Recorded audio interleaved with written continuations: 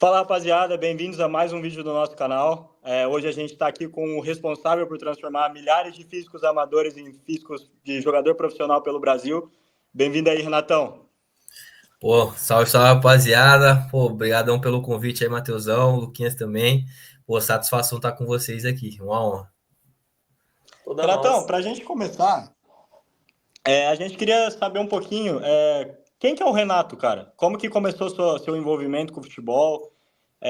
A gente conhece muito, assim, do Renato preparador físico. Como que começou, o seu envolvimento com o futebol? Quem que é o Renato? O Renato, a gente conhece muito o Renato Fenaschi, né? Só que aí seu nome não é Renato Fenaschi, é Renato Feitosa Nascimento. Quem que é o Renato Feitosa Nascimento? Pô, dá pra contar essa. Eu acho que, inclusive, essa aí eu só conto pra quem tá presencialmente, que eu nunca contei na internet, pegar em primeira mão pra vocês. Mas vou chegar lá no Fenasco, vou começar pelo quem é o Renato, né? Então, Pô, cara, eu tenho uma foto minha, tipo, um ano e pouquinho, assim, é, com a camisa do Botafogo ali, do meu pai, e chutando bola. E assim, eu realmente não lembro qual foi o dia que eu comecei a jogar bola, o dia que eu comecei a gostar de futebol. Tipo, eu só me conheço gostando de futebol. Não sei, comecei a gostar. Tipo, eu sei o dia que eu aprendi a jogar xadrez e gostei. O dia que, sei lá, tava jogando qualquer outra coisa e gostei. Mas o dia que eu aprendi a ler e gostei. Isso aí eu consigo ler, saber. Mas o dia que eu aprendi futebol, que eu gostei de futebol, cara, não faço ideia. Então, assim, desde que eu me conheço por gente, eu gosto de futebol. E, pô, meu pai é fanático, assim, uma das lembranças mais antigas que eu tenho é na Copa de 2002. Meu pai comemorando o gol do Brasil de madrugada, eu acordando, tá meu pai balançando a bandeira assim, comemorando o gol, o Galvão Bueno narrando. Então, assim, para mim sempre foi muito natural amar futebol, porque já veio de herança do meu pai, que, pô, sempre foi um fanático do futebol, pô, jogava, sempre jogou várzea, pô, ele desde o sertão lá do Pernambuco, pô, caminhava quilômetros para poder jogar bola, e aqui em São Paulo veio para trabalhar, continuou jogando, e aí meio que eu aprendi passou pelo DNA e também pelo exemplo, né? Então, diariamente eu me encantava com futebol, jogava, brincava. Pô, meu melhor amigo também é a mesma coisa vindo do pai dele, então a gente era vizinho ali. E a gente, tipo, ele aprendeu com o pai dele, eu aprendi com o meu e a gente jogava junto. Então, cara, não, realmente eu não me conheço por gente sem gostar de futebol. Então, o Renato sempre foi um moleque que joga bola, velho. Um moleque que gosta de jogar bola e que vive o futebol assim 24 horas. Pô, tô até me alongando um pouco, mas só para vocês terem ideia, eu sempre joguei bola e tal, brincava, jogava na escola, aí criei a idade de ir pra escolinha, fui pra escolinha, né, com 7, 8 anos de idade, na minha época era assim, hoje em dia começa com 5 anos, já tem até campeonato sub-6 já, coisa de louco, mas na minha época eu começava com 7, 8, e, pô, tu jogava bem, eu lembro que jogava de boa, assim, até jogava nas categorias de cima, a rapaziada mais velha dava moral, essas coisas. E aí, com 9 anos, eu me mudei. Eu saí de Osasco e vim morar em São Paulo. E aí, nesse meio termo, esse tempo assim, entre os 9 anos até os 13, 13 e meio, quase 14, eu não joguei nada, não competia, não treinava, só brincava dentro de casa e na educação física da escola, porque era um bairro que a minha mãe não confiava, tipo assim, pô, um bairro novo, não confiava nas pessoas e tal. E não tinha nenhum projeto social, escolinha, nada perto, tudo tinha que ou pegar ônibus ou andar muito assim. Minha mãe não confiava de eu ir para longe e ela também não podia me levar porque ela fazia os tratamentos da minha irmã é deficiente, fazia tratamentos na ACD. Então a rotina da minha mãe era, pô, muito mais para minha irmã e eu ficava de boa em casa e ficava indo para a escola e voltando para casa e em casa eu me virava, fazia o que tinha, brincava com o que tinha, depois ganhei um computador um pouco mais velho e ficava nessa, então fiquei sem jogar bola e competir dos 9 até os 13, 14. E quem vai estudar, pô, psicomotricidade, desenvolvimento motor, sabe que nessa faixa etária aí é a fase que você aprende a jogar bola de verdade, que você adquire habilidades gerais e específicas que depois você vai aprimorando o resto da vida, né? Mas assim, o grosso de aprender a jogar bola Cara, é dos 7 até os 13 anos. Dos 7 aos 13 você aprende a jogar bola, de ter o contato, ter a relação eu bola, adversário, de, sabe, as coisas mais principais. A base da formação de um jogador é dos 7 aos 13. Então tem que brincar muito, tem que jogar muito, tem que praticar. E eu perdi essa fase. E aí acabei que, enquanto eu não jogava, eu ficava vendo tudo, cara. Eu assistia todos os programas esportivos, ficava vendo o Mercadão da Bola, de transferências, quem vai pacote, eu sabia de todos, sabia a escalação de todos os times do Brasileirão. Cara, eu é fanático, assim, absurdo pro futebol. Então, hoje todo mundo conhece o Renato preparador físico, mas o Renato, na essência ali, cara, é um fanático pro futebol, assim. E eu me especializei na área da performance, pude trabalhar, mas eu sempre usei e consumi o futebol também como entretenimento. E eu acho que essa é a grande indústria do futebol, né? É entretenimento. A gente trabalha num pedacinho pequeno, assim. Vocês como jogadores e eu como preparador físico, a gente tem algumas obrigações, mas o grosso do futebol é o que a gente vê no dia a dia, né? Entretenimento, jornalismo, meme, essas coisas. E só para completar agora o FENASC, nessa época de adolescente, a gente tá numa fase da vida que a gente quer ser aceito e a gente quer deixar a nossa marca no mundo, a gente quer mostrar que a gente é capaz, né? Normalmente esses são as grandes os grandes sofrimentos, os desejos do adolescente é essa, né? Tipo, o primeiro é ter afeto, carinho, pertencer a um grupo ali, ele saber que tá ali. E depois disso é ele mostrar que é capaz, né? Ele ter uma marca pessoal, as pessoas olharem para ele e ver que ele tem algo a ser respeitado. E aí eu lembro que eu ia para campeonatinhos, assim, todos os campeonatos, tudo que é esporte que tinha dentro da escola, eu participava porque tinha campeonato fora, não precisava ficar assistindo aula, né? Então, basquete, vôlei, xadrez, eu jogava tudo, velho, jogava tudo. E aí, pô, adolescente, né? Como sempre, sem nada na cabeça, ficar atrás das menininhas e pá, não sei o quê, aí vai mandar, na época, hoje vocês têm o link, né? Manda o link do Instagram, manda não sei o quê, pô, pesquisa lá. Antigamente era MSN, era Orkut, Facebook, que era tipo assim, a gente pagava para ter um tempo na Lan House para usar a internet. Então, assim, cada ponto a mais de dificuldade para você encontrar uma pessoa, tipo, você perdia a chance.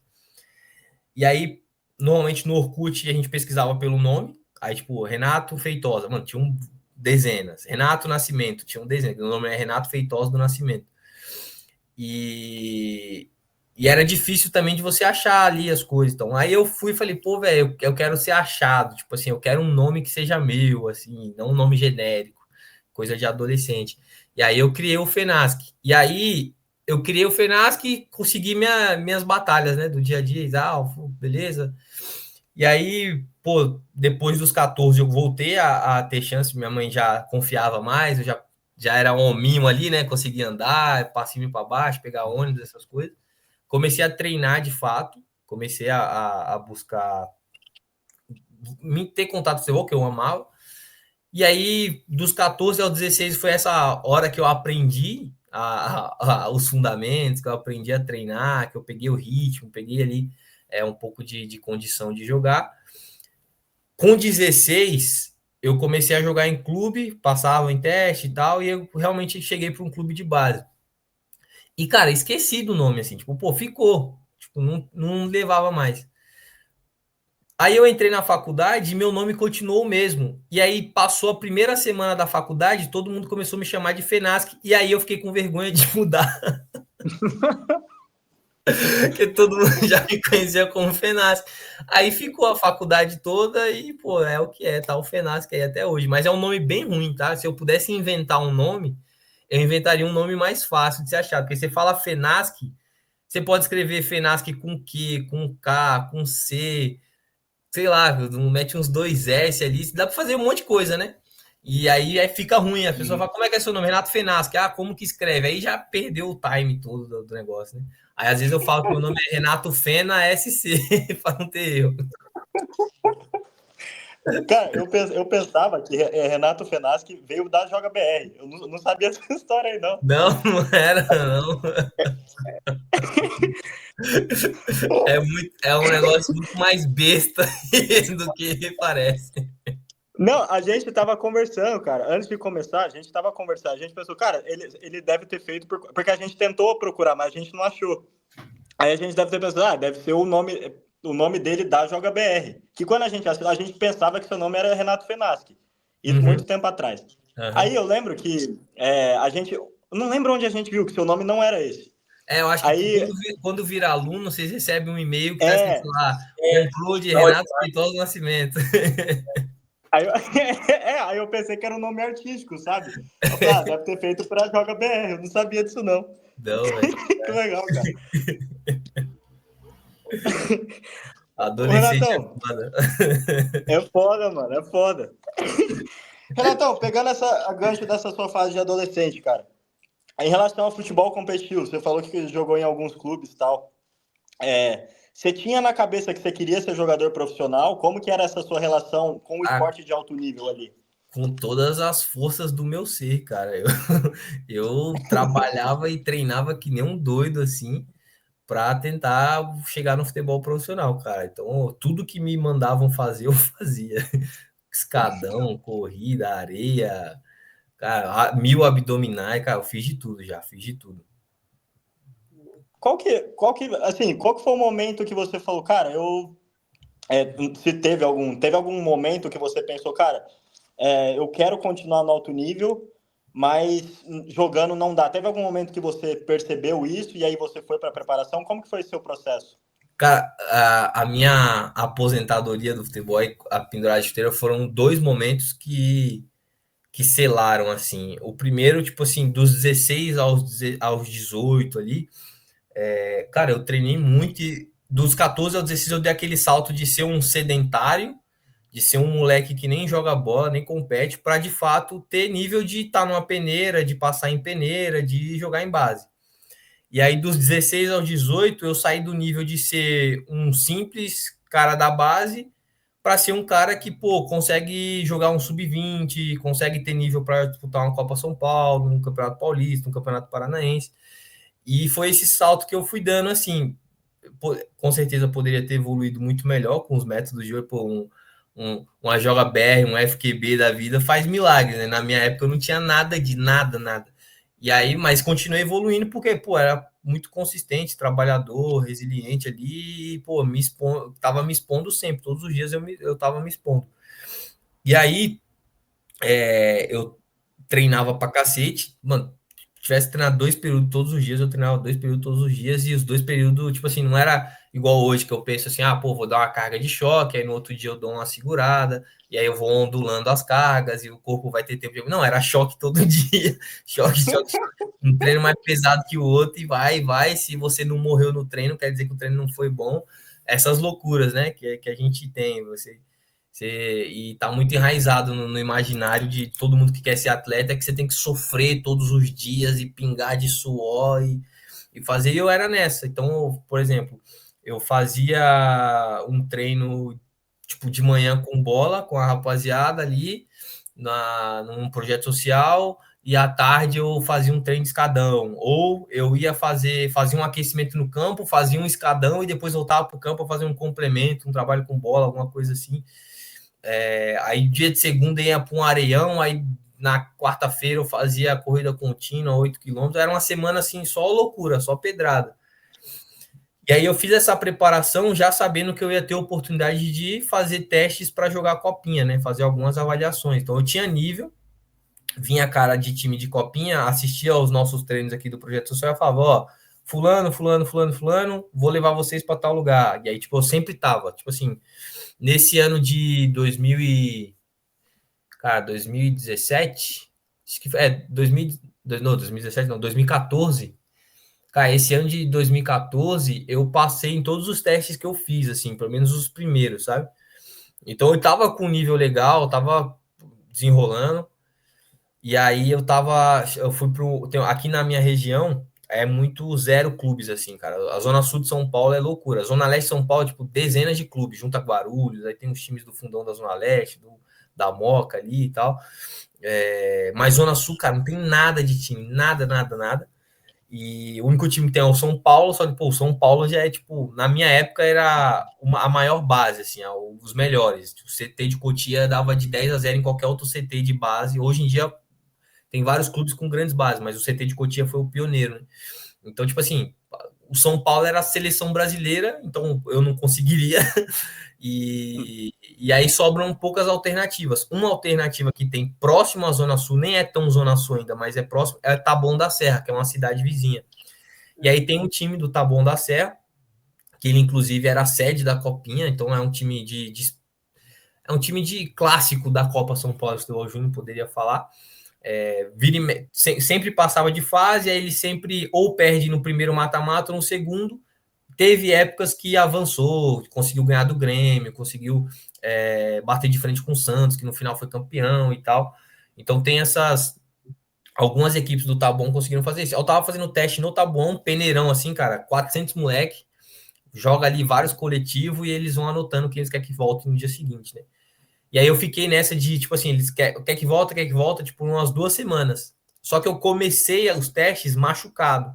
Eu tava com uma dor no quadril, um incômodo no quadril, e tava machucado ali, só que você vai treinar, né? Você treina, aí chega em casa, toma remédio, faz gelo, no outro dia dorme, no outro dia não, dá para treinar sim. Aí você vai na adrenalina do treino, na vontade, você vai lá em cima da dor e treina de novo, e faz a mesma coisa. E aí eu fiquei uns 15 dias fazendo isso, e foi só reduzindo, né? Dos 400 foi ficando ali. E aí eu lembro que a gente estava com mais ou menos 50 moleques, parou de treinar onde a gente estava fazendo a peneira, e ia começar a treinar no estádio. Então, teoricamente, dos 50 ainda ia cortar mais, no mínimo 25, né? Se não chegasse mais ninguém de fora. E eles, dentro desse peneirão, eles já colocavam os jogadores da própria base, os jogadores deles participavam do peneirão também, até para eles comparar, né? Para saber nível e tal. E aí, no mínimo, desses 50, 25 ainda seriam dispensados, seriam cortados, no mínimo, né? Provavelmente mais chegando jogadores de fora para a Copinha. E aí, quando deu essa hora de ir para os 50, já estava me arrastando assim. E eu lembro que eu ficava em casa, tipo, de pé para cima, fazendo gelo, e aí, tipo, ir para a cozinha fazer um lanche, e eu ia gemendo, assim, e aí me arrastando. Aí meu pai viu isso e falou, cara, você vai perder essa perna aí, que a gente não sabia que lesão que era, não sabia nada. Vai perder essa perna aí, enquanto você não melhorar, você não treina mais. E aí eu sabia que se eu não fosse treinar no outro dia, os caras iam me mandar embora, porque tinha 50 ainda, era só 25 vagas, ia disputar com todo mundo. E aí eu desabei no choro, chorei, aí meu pai ficou com dó, minha mãe também e tal, porque eu sabia que não ia poder jogar mais a copinha e tal. E fui tratar, né? Eu fiz 3 meses de fisioterapia e tal. A lesão era uma tendinite no ilho-psoas. Hoje é uma lesão que eu trato em uma semana, cara. Tipo assim, e eu faço os atletas não perderem nenhum jogo, é sério. O atleta fala, pô, tô com incômodo aqui assim. Eu falei, pô, demorou, vamos fazer isso aqui antes do teu treino e depois do teu treino a gente faz isso aqui. Pô, em uma semana tá resolvido. Na minha época, pô, fiquei 2 meses me arrastando quase, e depois para tratar, eu tratei em 3 meses. E tratar sem jogar ainda, né? Sem fazer cardio. Eu trato os meninos jogando. Os meninos não perdem um dia de treino nem de jogo, e a gente faz o tratamento. Desculpa, o Luquinha teve isso aí, eu acho. Ele não foi, Lucas? Ele foi teve. Vocês trataram em uma semana, ele continuou jogando também. Eu acho que foi no ano passado, quando eu fiz a entrevista para vocês. Aí eu perguntei pro Renatão, eu fiz em uma semana, você tava de volta. Eu falo, pô, na minha vez o negócio era difícil, agora tá. Pô, loucura. Doideira. E aí, pô, fiquei nessa aí, tratei 3 meses, aí, tipo assim, ficou na minha cabeça, tipo assim, pô, eu sou capaz, a lesão que não me deixou chegar, mas eu sou capaz. E aí, tipo, já tava na faculdade, já tava estudando e tal, mas, pô, quis dar mais uma tentativa, assim, né? Aí eu consegui ir para um clube que aí Cotia cara, não dá nem para falar que é grande São Paulo. Dá para ir de ônibus, e aí eu gastava 2 horas e meia, quase 3 horas de ônibus, para cá, para lá e tal. Conseguia chegar de ônibus, mas não era perto, assim, é longe. E aí eu tava num clube lá que era o Cotia, eu acho que nem existe mais esse clube. E era um clube que, assim, ia jogar a Série A3 do Paulista, tinha profissional, E tinha um elenco bom, assim, cara. Tinha uns moleques bons de bola, assim, com passagens em clubes grandes, que tinham uma projeção. E era um clube legal. Falei, pô, se eu conseguir jogar nesse clube aqui, eu posso pegar um ritmo e, pô, ser um salto, né? Pô, é um clube que pode me projetar. E, cara, aí começamos treinando, tal. Aí treinava, aí todo dia, corrida contínua e coletivo. Corrida contínua e coletivo, não mudava, esse era o treino. Aí o dia que os professores atrasavam, era tipo assim, umas meia hora de bobinho no começo do treino, corrida contínua e coletivo. Corrida contínua e coletivo. E para eu conseguir treinar lá, a minha rotina era assim: eu acordava papo de 4h30, 5 da manhã, e aí já tomava um café rapidão e pegava ônibus, aí eu conseguia me apresentar lá às 8, tranquilo. Aí me apresentava às 8 e tal, 8h30, 9 horas começava o treino. E aí eu treinava lá, e aí, sei lá, 11 horas eu estava liberado. Aí eu pegava mais 2 horas, e aí eu não vinha para casa, porque não ia dar certo eu vir para casa, porque eu ainda tinha faculdade para fazer. Aí o que eu fazia? De Cotia, eu já ia direto para minha faculdade, tinha um bom prato tipo assim, uns 10 minutos de caminhada da minha faculdade, tinha um Bom Prato. Bom Prato é um restaurante popular aqui que com R$ 1 você come, tipo, almoça bem pra caramba. Pô, comida brava. E aí, nessa época aí, velho, era Bom Prato que eu voava todo dia. Então, já desembarcava no Bom Prato ali, R$ 1.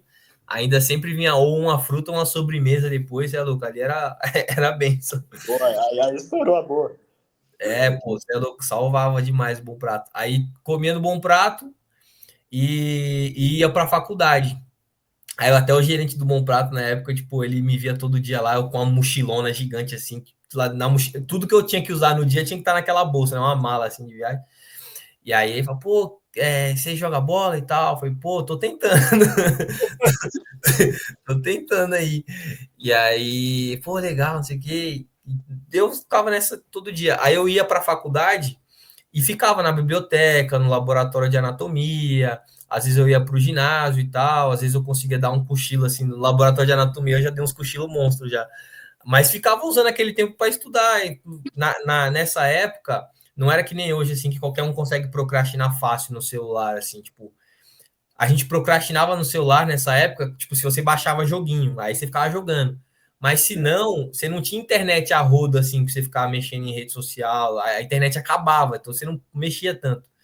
E isso para mim foi bom, pô, porque eu não tinha nada para fazer, se eu não podia ir para casa, eu ficava na faculdade, ficava estudando, ficava adiantando as coisas, revisando matéria e tal. Assistia a aula começava às 6h40, terminava às 11.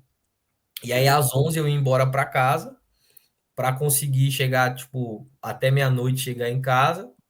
Chegava, me arrumava para 5 horas da manhã acordar para ir de novo pro treino do Cotia. Aí eu fiquei nessa rotina. Só que eu já estava estudando, né? Eu já tinha um nível maior assim de entendimento de preparação física. E aí eu falei, cara, velho, eu nem sei se eu vou ser titular desse time. Tô numa rotina muito louca aqui. E os caras do Grêmio, do São Paulo, do Fluminense são melhores que eu tecnicamente e estão treinando muito melhor que eu, fazendo os treinos muito mais fera, se desenvolvendo ainda mais. Eu falei, cara, eu nunca vou conseguir chegar num nível alto. E eu não gostava, não, eu já tinha, quando eu joguei em base, a gente tinha convivido com atletas profissionais de salário mínimo, né? Que, pô, se emprega metade do ano, a outra metade do ano fica desempregado, fica jogando várzea. E, pô, era uma vida que eu não queria para mim, assim, tipo, pô, por mais que eu amasse o futebol, eu queria ajudar meus pais, não queria ser um peso morto. E aí eu vi uma cena, eu tava jogando contra um cara, a gente não tava em nenhum campeonato de base, assim, mas o clube entrou num campeonato representando a cidade. Lá no Paraná tem um campeonato que é a Copa Brasil Sul, que é a Copa de uma rádio, que é tipo, joga uma cidade contra outra, sabe? Campeonato bem organizado. E era tipo, o evento da cidade era o jogo daquele final de semana. Então todo jogo era tipo para muita torcida, pô, fera pra caramba, assim. E aí eu tava nessa Copa, e aí a gente tava jogando contra um cara que era profissional, que não tava empregado, então tava jogando esses campeonatos que ele fazia um dinheiro ali, ganhava para jogar ali, né? Aí um cara do meu time foi e deu uma chegada nele e, cara, assim, ele ficou muito bravo, assim, mas assim, muito bravo, tipo um ataque de raiva. Não foi, tipo, ficou bravo, enfim, não, ele ficou louco, louco, louco. E aí, tipo, eu falei assim, pô, velho, mas não, nem foi pra tanto assim, pô, beleza, pegou, mas nem foi pra tanto. Aí o cara falou, não, pô, ele tá nervoso porque se ele se machucar, ele não recebe pra jogar, né, nos próximos jogos que ele tem. E ele tem uma filha pequena, ele precisa do dinheiro pro leite da filha dele. Aí eu falei, porra, velho, falei, pô, esse jogador aí eu não quero ser, não. E o cara era bom, assim, jogava muita bola, o cara era bom. Eu falei assim, pô, o cara é bom e não tem condição de ganhar dinheiro. Esse tipo de jogador não quero ser. Então já tinha para mim. Aí quando aconteceu isso lá no Cotia, de eu estar treinando, e eu ver que eu era só mais um no grupo ali, e os treinos não estavam me ajudando, e eu precisava melhorar, e eu não tinha tempo hábil de fazer treinos extras, nem sabia que era treino extra, mas eu sabia que a metodologia de treino dos clubes grandes eram muito melhores do que a que ele estava lá, e provavelmente eu não ia ter tanto futuro, eu fui ponderando, velho. E aí fui ponderando. E aí eu costumo falar que na faculdade eu vinha me destacando, eu sempre recebi elogios, assim, dos professores, dos colegas, pô, e jogando bola eu não recebia tanto elogio assim, então acabou que eu fui pro lado onde eu conseguia me destacar mais. Aí eu abandonei o futebol ali como jogador e aí só virei a chavinha, tipo, pô, beleza, não, meu sonho era servir a seleção brasileira, né? Pô, não vou servir a seleção brasileira jogando, vou servir como membro da comissão, então agora eu preciso ser o melhor do Brasil no que eu faço. E aí eu só virei a chavinha e aí todo o esforço que era para treino, esse negócio de ficar pegando 2, 3 horas de ônibus para poder chegar no lugar, cara, para mim eu mantive mesmo nível de entrega, mesmo nível de sacrifício, mas agora para estudar, para praticar, para conseguir ser um bom profissional. E aí, pô, só me fez bem, cara, só me fez bem. Então, eu não me arrependo por nada, assim, de todas as vezes que eu bati cabeça, que eu fui para essas barcas furadas aqui, porque tudo aquilo foi construindo o meu jeito de trabalhar, né? Tudo aquilo foi construindo a minha visão sobre o trabalho de fato, sobre os estudos, sobre a entrega, a minha própria capacidade de renunciar a prazeres, a minha capacidade de me sacrificar por algo maior. Então, tudo isso foi desenvolvido tentando ser jogador de futebol. E aí, quando eu virei a chavinha, aí ficou fácil. Aí era só eu saber quem estava estudando para ser preparador físico, ver o que estava fazendo e fazer melhor. Então, fui competitivo nisso e, graças a Deus, as coisas foram acontecendo para mim e, com certeza, fez toda a diferença para mim ter tentado ser profissional e depois conseguido transferir isso. Se eu tivesse sido um professor de educação física, um profissional, sem ter passado pelo futebol, sem ter buscado viver a jornada, com certeza eu seria bem mais fraco. Cara, que é muito fera. Eu acho, assim, conversando com gente que tá no meio, que nem eu tinha mencionado esse Tauan, que a gente fez a entrevista, tem um padrão muito legal, cara, que é assim, quando eu faço a gente faz essa pergunta, né, qual que foi esse momento que fez você não deixar esse sonho de ser jogador, apenas transferir ele para uma outra área relacionada ao futebol. Aí muitos deles, eles percebem que eles tinham muito potencial em outra área, e aí eles percebem que o futebol estava meio que deixando, tipo, toda essa energia, todo esse tempo que dedicam no futebol, estava meio que impedindo eles de alcançar esse potencial. É muito legal ver esses momentos assim, cara. E aí, O padrão em se relação a repete. isso, e aí, cara, em relação a isso, como que foi a ideia da criação da Joga BR? Como que começou tudo? Boa. E aí, essa foto aí que vocês colocaram é bem emblemática, porque essa é uma fase onde eu tava nessa transição aí. Essa foto é de uma época que eu tava jogando para me firmar em uma base e usava a várzea final de semana para competir, para me divertir, para ter um nível. E a várzea de São Paulo sempre tem, assim, sempre que você vai jogar um jogo de várzea, sempre tem um cara profissional, sempre tem um cara bom, assim. Então, diversas vezes, nesse time que eu tava, eu enfrentei um atleta que ele era, tipo, titular absoluto do Figueirense, jogava todos os principais campeonatos do Brasil, na época que o Figueirense era a primeira divisão. E eu sempre tive esse contato. E aí, nesse time, eu fazia isso. E é engraçado que esse cabelo aí, ele não era porque era bonito, é porque eu precisava economizar o dinheiro, então eu ia 3 vezes a cada 3 meses que eu ia no barbeiro, aí ficava desse tamanho aí, esse cabelo.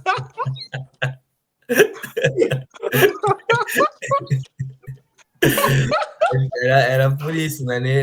Estilo, pô, não, era que eu não tinha dinheiro pro barbeiro mesmo.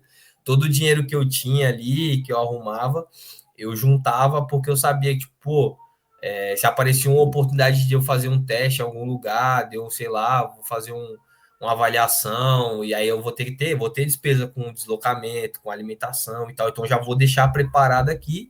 E quando eu virei a chavinha para ser preparador físico, pô, qualquer oportunidade que tiver para mim, eu fazer um curso, ou ir para algum lugar, assistir um treino de alguém, eu vou ter custo, então eu vou ter que guardar o máximo de dinheiro que eu conseguir. Então, cara, eu era bem mão de vaca. Inclusive, nessa época, não sei se vocês perceberam, mas esse do lado é o Fiuza.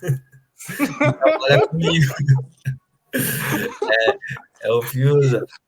Aí, o Fiuza até me deu um apelido essa época, tipo, pô, a gente é molecão, normal um dia você sair, pô, ir comer uma pizza, pô, vai tomar um sorvete, alguma coisa. E todas as vezes que eles me chamavam para fazer alguma coisa, eu falava, não, mano, vamos comprar uns pão mesmo, nós fica na resenha aqui, porque eu queria economizar. Aí ele me deu a apelido de mãozinha, que era de mão de vaca. Mão de vaca.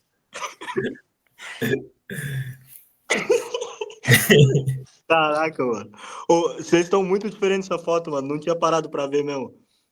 É o fiozão, mano. Pô, o Fiozão tá. Isso, tá no meio aí. Mas isso aí é o Just.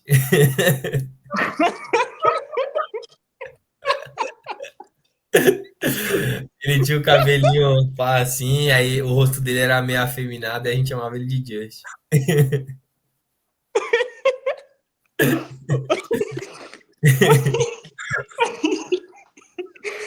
Ô, Renatão. Perdão. Pô, Renatão é exemplo demais, mano. Ô, Renatão, deixa eu te perguntar, cara. Agora, assim, uma pergunta também que o Luquinha a gente estava formulando, que a gente achou legal de te perguntar. Hoje o cenário da preparação física no Brasil, ele é bem competitivo. E hoje, querendo ou não, assim, você é uma referência, cara. Assim, todo menino novo conhece você. Que está envolvido com futebol, hoje em dia a maioria conhece você. Eu queria perguntar para você, cara, o que você acha que foi um diferencial seu para se tornar essa, vamos dizer, essa referência no mercado da preparação física, é um mercado tão competitivo assim no Brasil? O que você acha que te diferenciou e diferenciou sua equipe também dos outros assim? Boa, cara. Você até tinha perguntado da Joga BR, né? E da onde que surgiu a ideia, eu acabei não respondendo, tinha esquecido. Mas eu fiz a minha jornada, né? Deu esse clique, pô, vou ser o melhor preparador físico do Brasil agora. E aí, por muito tempo, eu falei, cara, um cara que nasceu antes de mim, começou a estudar 2 anos antes, eu até aceito ele estar melhor que eu. Mas ninguém nascido em 1996 vai ser melhor do que eu. E aí eu falava, pô, eu sou o melhor 96, sou o melhor 96 da preparação física no país e, pô, se aparecer alguém aí, eu me fodo, mas eu estudo virado duas semanas, mas eu passo ele. Tipo, pô, tô nem aí. Vou ser o melhor. Então, com essa mentalidade, assim, com essa competitividade, eu, pô, consegui construir ali um método próprio. Claro que não que eu inventei as coisas, mas, tipo assim, você vai estudando, né? Pô, você faz ali curso com o preparador físico do Corinthians, aí daqui a pouco você vai lá no Palmeiras, e aí do Flamengo, e, pô, você estuda, e aí, pô, eu tive, assim, Deus me abençoou tanto que ele me colocou numa faculdade que, pô, só tinha craque lá me dando aula, assim. A faculdade não te prepara para o futebol, mas a base de educação física que eu tive, cara, foi uma base fantástica, assim. E aí eu nem sabia, cara. Só um parênteses bem rápido para poder explicar. Eu fiz o terceiro ano do ensino médio no Paraná, e lá o ensino público é top, assim, cara. Tipo, da minha sala, sei lá, mais da metade queria entrar numa faculdade, assim, muito mais da metade. Sei lá, acho que uns 70% da sala iam prestar vestibular e com grande chance de entrar na faculdade, e uns 50% entraram ou em faculdade pública ou com bolsa, assim, e tal, algum certo desconto, assim, por desempenho. E, Então eu fui influenciado muito pelo aquele meio ali de estar com a rapaziada que, pô, tava na pegada, né? E aí, pô, eu consigo me adaptar fácil. Graças a Deus, pô, eu consigo de fato, assim, pegar rápido as coisas e, pô, a galera tá indo pra cá, eu vou pra cá também e tal. E aí eu aprendi bastante coisa, cara, no Paraná, em um ano, assim. Em um ano de ensino médio no Paraná, eu aprendi talvez mais do que em 4, 5 anos de escola pública em São Paulo. E isso me deu uma bagagem boa pro Enem. Eu fiz o Enem, saí com uma nota legal. E eu tava tentando, tipo, meu pai queria que eu fosse engenheiro, né? Meu pai trabalhou em construção civil a vida toda. E ele fala, pô, se você for engenheiro vai ser legal e tal, engenheiro civil, pá, que ele via os engenheiros trabalhando bem, ganhando bem, que trabalha como carpinteiro, então ele via e ele queria aquilo para mim, né? Pô, eu quero que meu filho tenha uma vida legalzinha e tal. E aí eu tentei no SISU, né? Acho que é SISU que chama ainda, com aquele, tipo, é um vestibular de federais aqui no Brasil. E aí eu tentei, aí engenharia em São Paulo não pegava. Eu pegava engenharia assim, tipo, no Ceará e tal, no Acre. no, é, eu não conseguia pegar engenharia em São Paulo, tá ligado?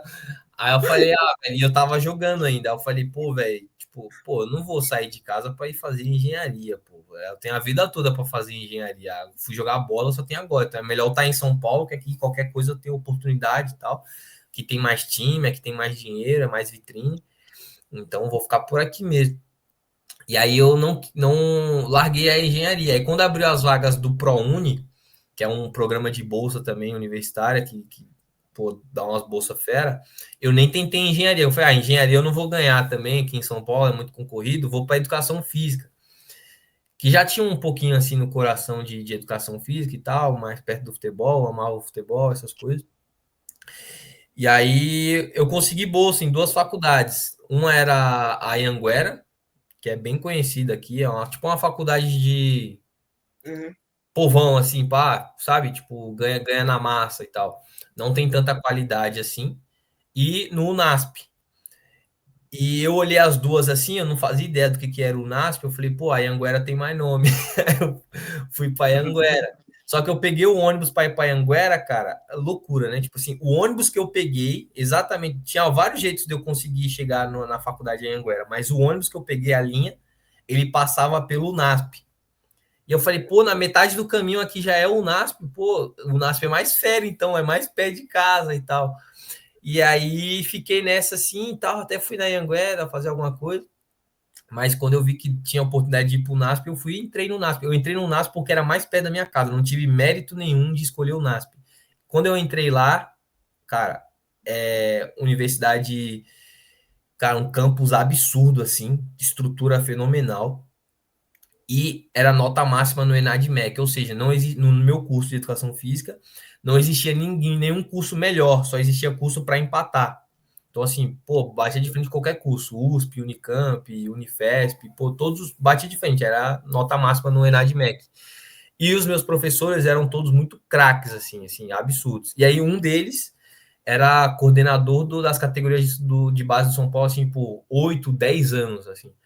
E, pô, trabalhou com todos os caras, Hernanes, Davi Luiz, Lucas Moura, pô, todos esses, o Hulk, todos esses caras ele trabalhou com ele lá, Casemiro, Oscar. Então, assim, ele também foi me ensinando e me dando uma direção, assim, a própria postura dele me ensinou muito de observar, pô, é assim que é um cara, preparador físico top, é assim, se posiciona assim e tal. E aí isso me preparou muito. Então, quando eu fui bebendo dessa fonte, estudando, aprimorando e tendo essa boa base de fisiologia, de bioquímica, pô, de biomecânica, de pedagogia, de psicologia na faculdade, que só tinha professor bom, eu fui criando um método muito bom, assim.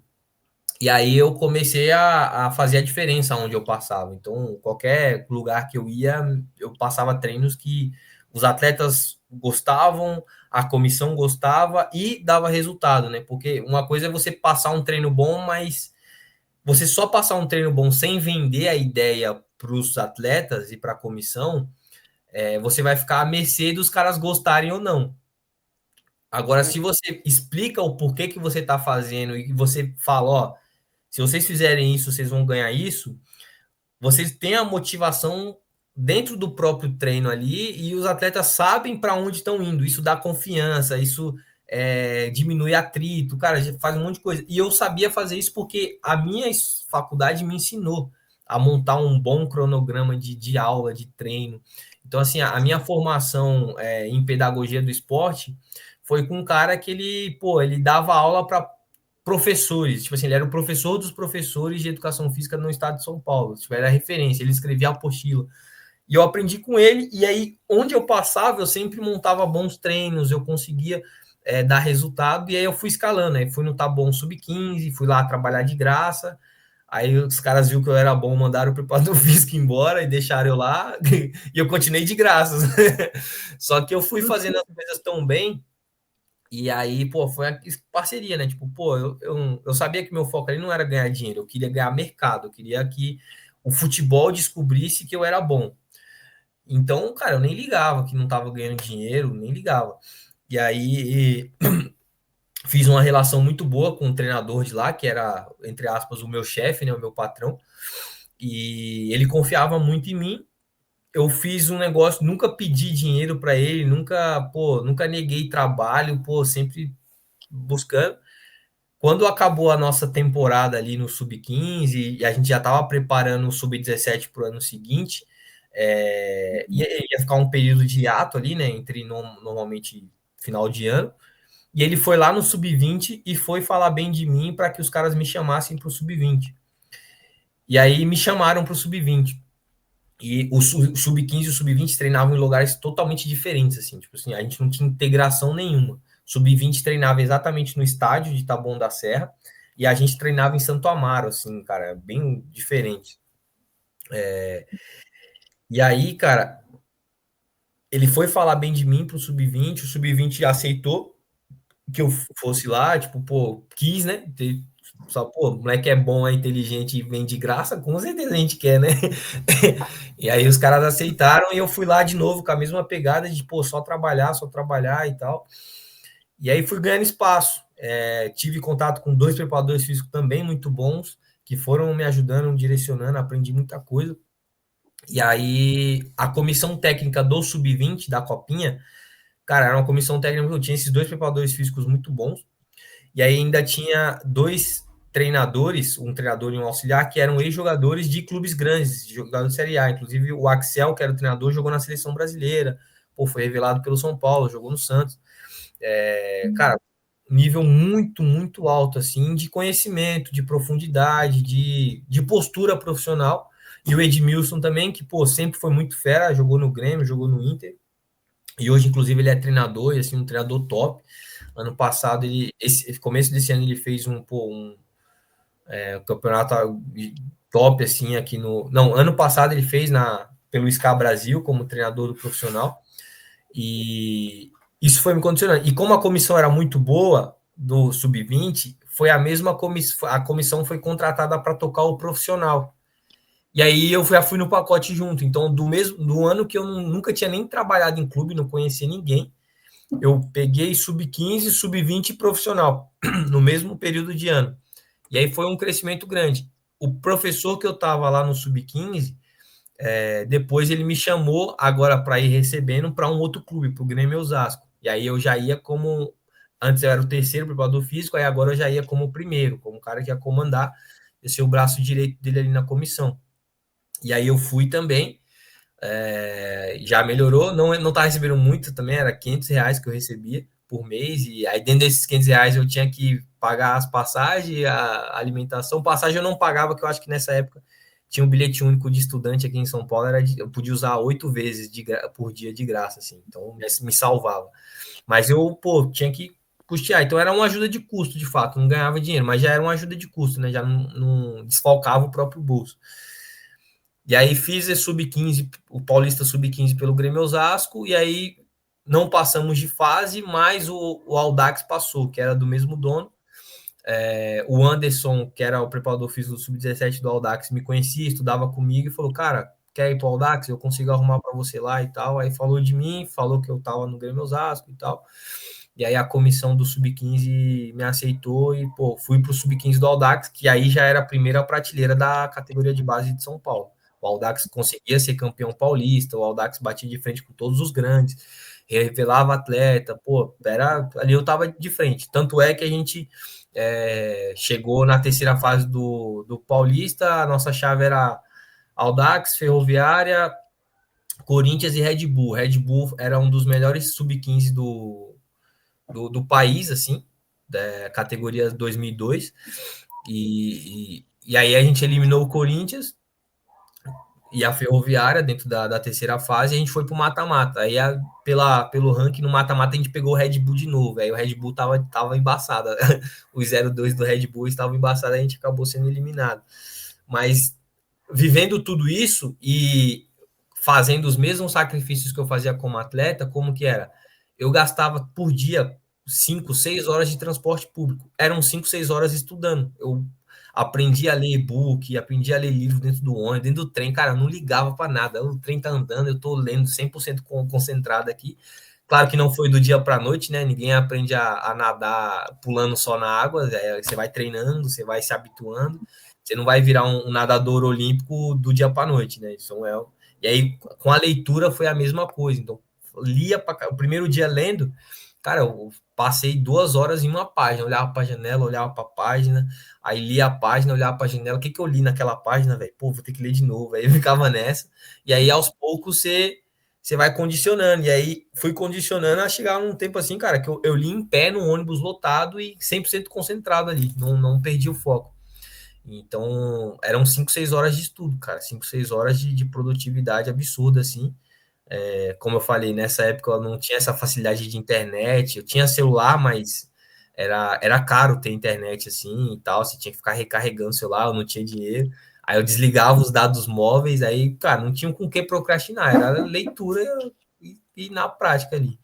Então, com isso, a gente foi me condicionando e eu tinha um negócio muito bom nas minhas mãos, assim, tinha um método muito fera nas minhas mãos, porque eu fui estudando muito e aplicando e praticando, e eu tive uma base muito boa dentro da faculdade que me direcionava o que eu deveria estudar, como eu deveria estudar. E aí, cara, com esse método brabo nas mãos, eu comecei a ser procurado, né? Então, atletas que treinaram comigo nos clubes me procuravam para dar personal, os clubes me procuravam, então, assim, chega na época que eu me formei, eu tinha a possibilidade, eu tinha o sonho eu não queria ir para um clube grande depois de formado, porque eu sei que o clube grande tinha muita política, muita gestão e tal, então eu falava assim, eu quero me formar, eu quero poder ir ou para o Desportivo Brasil, que na época, assim, era a primeira prateleira também, tinha dinheiro chinês lá, Shandong Luneng, se eu não me engano o nome do time, e, era absurdo, era a época que a China tinha um monte de incentivo fiscal para poder investir no futebol, o Hulk jogava na China, tinha o Tevez, tinha uma galera lá na China, então tava vindo muito dinheiro chinês, então o Desportivo Brasil era muito forte, o Red Bull, que, não tem nem o que falar, não era o Bragantino ainda, era só Red Bull, e o Audax era do famoso grupo Pão de Açúcar e tal, não tava daquele nível ainda, mas, era fera. Um ano antes de eu chegar lá, eles foram finalistas do Campeonato Paulista, bateram em todos os grandes, aqui no profissional, primeira divisão do Paulista, perderam a final para o Santos, porque o Dorival Júnior foi malandro, fechou a casinha, mas se o Dorival Júnior tivesse querido jogar de igual para igual, tinha perdido. Então, cara, tava absurdo, assim, aquele Audax. E aí eles... eu queria estar... Eu falei assim, em um desses 3 times eu tenho que estar quando eu me formar. E aí eu me formei, o coordenador do Desportivo Brasil tinha me pedido para eu ligar para ele quando eu me formasse. O treinador do Sub-17 do Desportivo Brasil era o auxiliar técnico do Tabuão, que me chamou também para ir para lá. E no Audax, o auxiliar do Sub-15 do ano que eu trabalhei, ele ia virar o treinador do Sub-15 e ele também falar, Renato, a comissão vai ser eu e você, vamos para cima. Então, assim, ao longo do tempo eu fui construindo e as pessoas que trabalharam comigo viram que eu tinha capacidade, que eu tinha como gerar valor dentro do trabalho e foram me chamando. Então, o método Joga BR, por mais que ele não tivesse esse nome lá, mas o meu método de trabalho, o jeito que eu enxergava o futebol e como que os atletas deveriam se preparar, estava lapidado ali. Só que é isso, né? Quem tinha acesso, quem tinha dinheiro para pagar personal e quem tinha e clube, era isso. Então quem pudesse pagar caro levava. Só que eu falava, pô, o Renato lá do Nakamura, que cortava o cabelo de 3 em 3 meses, não ia poder usar o método Renato Fenaschi, né? Que não tinha o Joga BR ainda. E eu ficava com isso na cabeça. Tipo, eu comecei a andar só, tipo, Zona Leste de São Paulo, aí dava treino ali no Tatuapé, Vila Madalena, Alphaville, ficava rodando assim, sabe? E aí eu falo, pô, nunca vou treinar um cara que era igual eu. Tipo assim, pô, da periferia, pô, guerreirinho, aquelas coisas. Pô, esse cara não vai ter dinheiro para me pagar, porque eu também não vou ficar. Se eu quiser ficar dando todos os treinos por um preço baixo, eu também nunca vou conseguir virar homem de fato e, pô, ajudar na casa, sustentar a casa e tal. Então eu precisava ganhar dinheiro e eu abri mão de ganhar dinheiro os 4 anos da faculdade para ganhar aprendizado, para ganhar mercado. Aí eu estava como formado, era hora de ganhar, eu tinha que ganhar dinheiro, eu tinha que fazer alguma coisa para me sustentar. E aí eu fiquei com isso na cabeça, fiquei com isso, tipo, pô, não vou conseguir mais. Pô, a galera o Renato não teria acesso a isso aqui, pô, o Renato nunca conseguiria pagar isso aqui. Eu fiquei, pô, tenho que inventar alguma coisa que eu consiga entregar um treino bom e que a pessoa consiga pagar. Eu preciso achar isso. Eu fiquei com isso na cabeça um bom tempo, assim, um bom tempo. E aí chegou a hora que é a hora que eu sempre conto nos meus vídeos que o Cocão se machucou, o Cocão jogava comigo na várzea, se machucou, e ele ainda não era o Cocão forte que vocês conhecem, era o Cocão magrinho, só, o apelido dele era Cocão justamente por isso, ele era um palito e uma TV de tubo na cabeça. Era assim, pega um cabo de vassoura, coloca mais 2 nos braços assim e uma TV de tubo, era o Cocão. Aí, aí ele se machucou e aí eu falei, cara, eu não consigo te dar personal, mas eu monto os teus treinos aí e você vai fazendo e a gente vai trocando ideia no WhatsApp, eu vou te mandando vídeo e tal. Aí eu mandei e aí o Cocão do nada virou o Hulk. E aí, pô, teve um crescimento absurdo. Antes ele se machucava muito, parou de se machucar. Antes ele tinha que se livrar rápido da bola porque ele dava um drible, depois não aguentava o tranco. Aí depois ele tava arrastando os caras batiam nele, caía, ele continuava de pé conduzindo. Pô, evoluiu pra caramba, pô, deu um salto na performance absurdo. E aí eu falei, pô, velho, isso aqui do WhatsApp é poderoso, isso aqui funciona. E aí eu falei, pô, como é pelo WhatsApp, eu consigo fazer de dentro do ônibus, de dentro do trem, consigo fazer final de semana.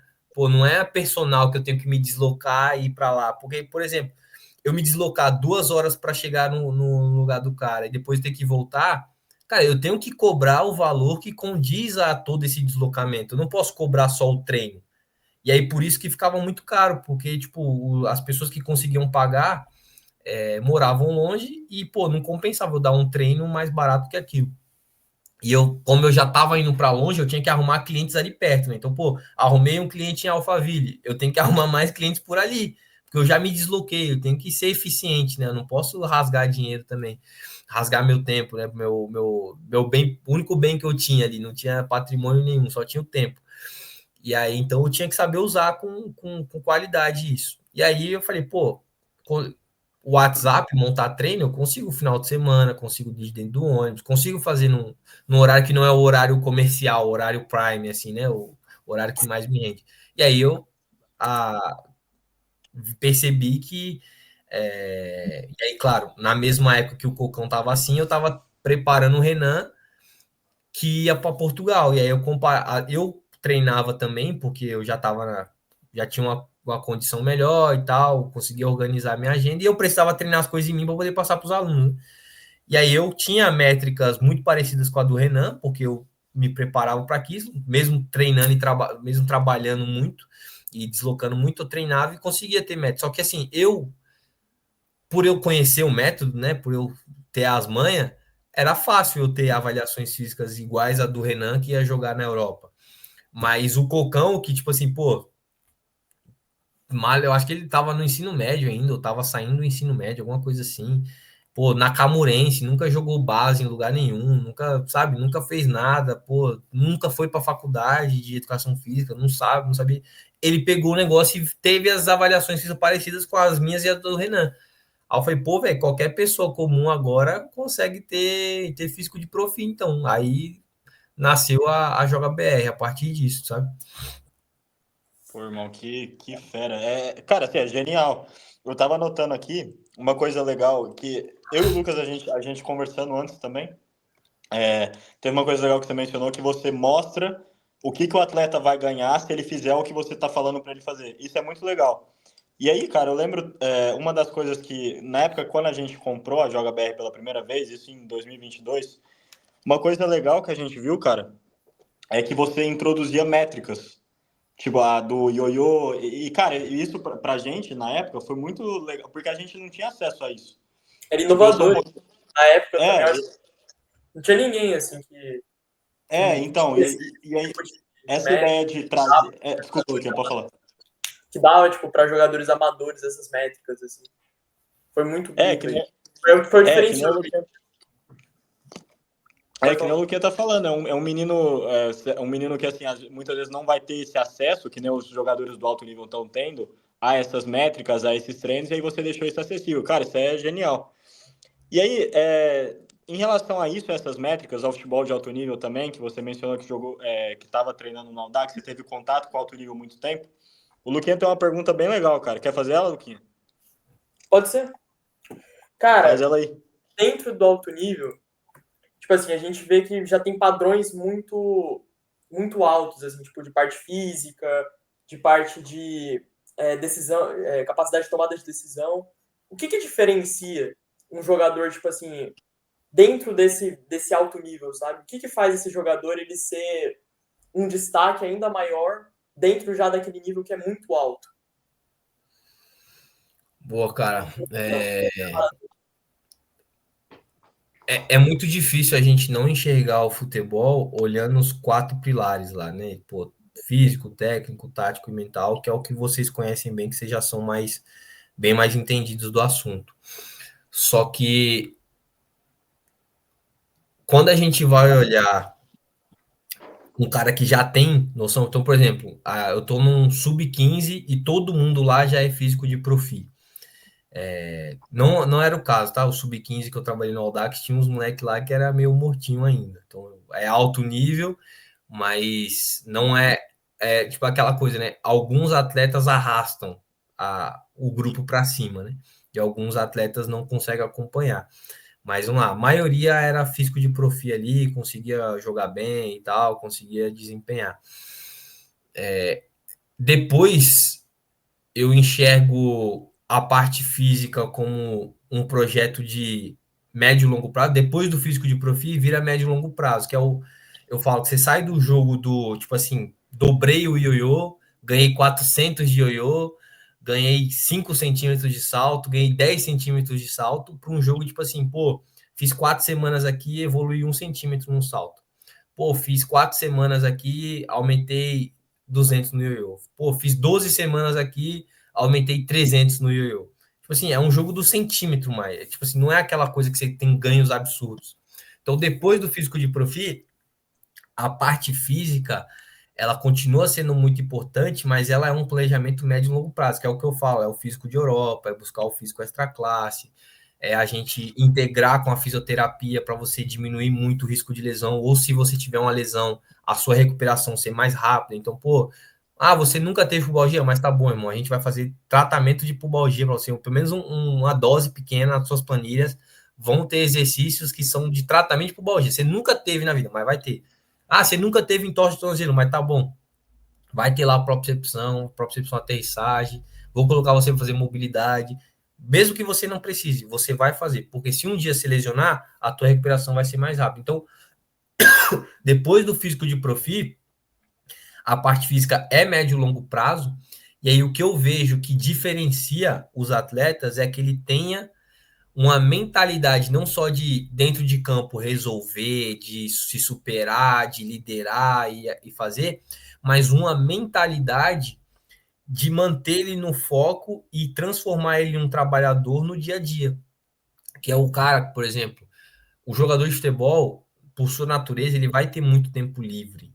Ele tem muito tempo livre. Ele não se compara um jogador de futebol com um carpinteiro, que é o meu pai, que, pô, acorda 8h30 da manhã e chega em casa 9 da noite. Pô, não é isso. Não é isso. O jogador de futebol ele tem tempo livre. Só que o cara que desenvolve uma mentalidade campeã, uma mentalidade que diferencia, uma mentalidade que faz ele se destacar dentro do alto nível. Então, estou falando de um grupo de caras muito bons. Todo mundo lá é físico de profit, todo mundo ali tem uma noção básica de técnica para estar naquele nível. Taticamente, está todo mundo entendendo o que o treinador tá buscando fazer ali. Aí a gente tem que querer ser acima da média, mas o que vai fazer você ser acima da média na parte física, técnica e tática é uma mentalidade de trabalhador no dia a dia. É você não sossegar sabendo que tu tá gastando 3, 4 horas em rede social. É você não sossegar sabendo que, sei lá, 2 horas da tarde você tá de perna para cima na cama, cara, no sofá. Pô, o cara não perde um jogo de Champions League, cara. Pô, esse cara, ele é mais consumidor de futebol do que produtor de futebol. Se ele quiser produzir futebol de fato, ou ele vai estar treinando, ou estudando, ou se aprimorando em alguma área da performance, alguma área do desenvolvimento humano, ou ele vai estar trabalhando para fazer renda extra, para guardar um dinheiro para quando ele precisar, ele saber investir bem e apostar nele mesmo. Um cara que tem tempo livre todos os dias, cara, assim, não tô dizendo que agora tem que se matar, mas, cara, é o básico ali, é a rotina de 8 horinhas, cara. Tu quer ser profissional, é 8 horas por dia focado no futebol. Ah, eu não tenho condição porque eu faço faculdade, tá bom, cara, faz 6. Faz 6 horinhas de futebol por dia. Ah, como que é isso? Cara, tu vai treinar no clube 2 horas, tem outras 4 horas que você pode fazer um treino extra, que vai dar mais 1h30, mais alguma coisa, fazer um treino técnico mais meia hora, pô, 2 horas de treino extra, 2 horas de estudo. Vai estudar mentalidade, vai estudar tática, vai se aprimorar, vai conhecer a história de outros jogadores para abrir teu imaginário, né? Vai ler biografia, vai assistir documentário, vai assistir, mas, pô, tu tem que estar vivendo aquela profissão que você disse que quer ser profissão.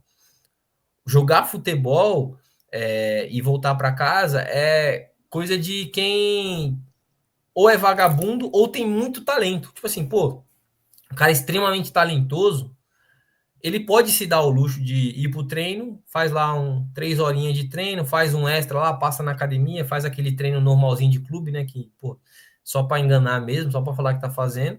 Vai na academia, puxa um ferrinho ali, mais ou menos, aí vai na fisioterapia, o fisioterapeuta faz uma massagem, alguma coisa, ele vem para casa e fala que fez clube, fisioterapia e preparação física, né? Mas na verdade ele só deu um. Esse cara que é muito talentoso, ele pode se dar ao luxo disso, porque, sei lá, ele é privilegiado geneticamente, tecnicamente ele é absurdo, taticamente ele é gênio, então ele tá sempre resolvendo. Mas a maioria dos jogadores não podem dar esse luxo. A maioria dos jogadores que fazem estão rasgando dinheiro, estão perdendo tempo, estão destruindo famílias, porque o esforço que às vezes um pai faz para o filho poder ser jogador e tal, pô, parecendo que é a mesma coisa de ter se formado em odontologia, em fisioterapia, pô, em advocacia. Então, assim, tu tá destruindo a família ali porque você tá abrindo mão. O teu irmão poderia estar formado em outra coisa, teu pai poderia ter comprado uma chácara, teu pai poderia ter feito alguma coisa, e ele tá deixando ali de fazer essas coisas para, pô, não vou cobrar que o Renatinho vai lá trabalhar, não, porque ele tá buscando o sonho dele. Então, eu seguro as contas sozinho em casa, eu faço isso aqui sozinho em casa. Aí, quando percebe, o moleque tem 22, 23 anos, não aprendeu nenhuma habilidade como pessoa, como ser humano, nunca bateu um prego no sabonete e não tem proposta nenhuma decente de algum clube que vai fazer ele ter dinheiro de fato. E aí o pai continua sustentando o cara com 23, 25, 26 anos. Eu já vi isso várias vezes acontecendo. Então, assim, o jogador de futebol, que não é um gênio, que não é um craque, ele tem que trabalhar 8 horinhas, velho. 8 horinhas ali no mínimo, todo dia. Ah, mas estou fazendo, tá bom, você está fazendo faculdade, então quer dizer que você já está se preparando ali, você já tem uma maturidade. Ah, mas não pode ter plano B, o plano B é impossível. Cara, o Bonucci estava jogando a final da Champions League e se formando em administração, cara. A gente tem um monte de situações, hoje em dia com tecnologia, com EAD, cara, para mim não entra na cabeça, o cara fala assim, eu não vou entrar na faculdade porque eu não posso ter um plano B, é só plano A, eu queimo a ponte, eu eu afundo os navios, eu não vou voltar, é só plano A. Aí o cara fica 4, 5 horas no TikTok. Pô, velho, o teu plano B é ficar consumindo entretenimento barato aí, ficar aí em rede social.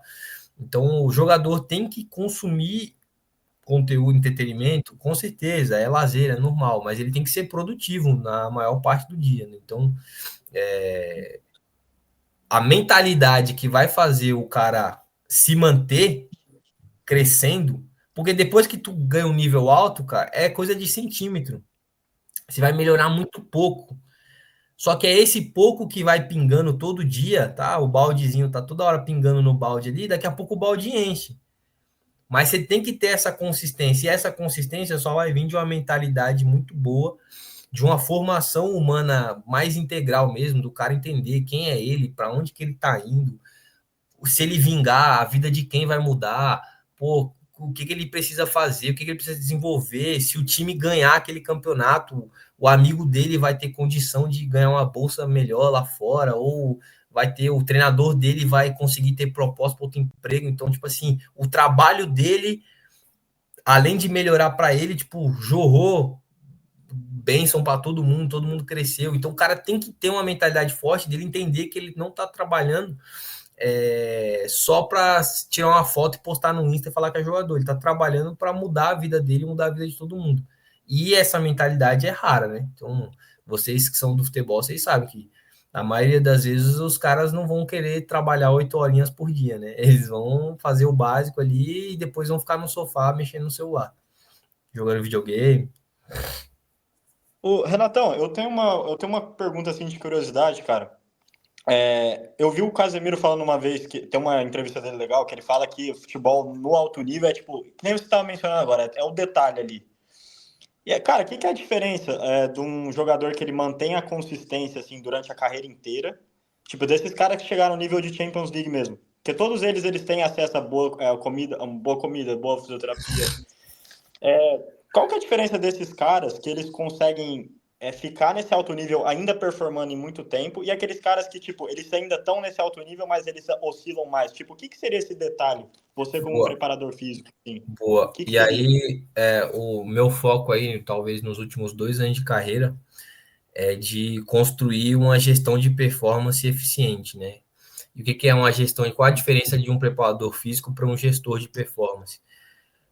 O gestor, ele atua basicamente como um sócio do atleta ali. Então, é o cara que vai estar vendo se o cara tá com cárie ou não tá, vai ver a periodicidade que ele tá indo no dentista, é o cara que vai contabilizar as calorias que ele tá ingerindo em cada fase da jornada, do ano, da época, é o cara que vai integrar com a fisioterapia, é o cara que vai integrar com a fisiologia, vai ficar fazendo avaliação física sempre, é o cara que vai trocar a marca do colchão, é o cara que vai ver como é que é o quarto do cara para colocar um blackout para melhorar a higiene do sono.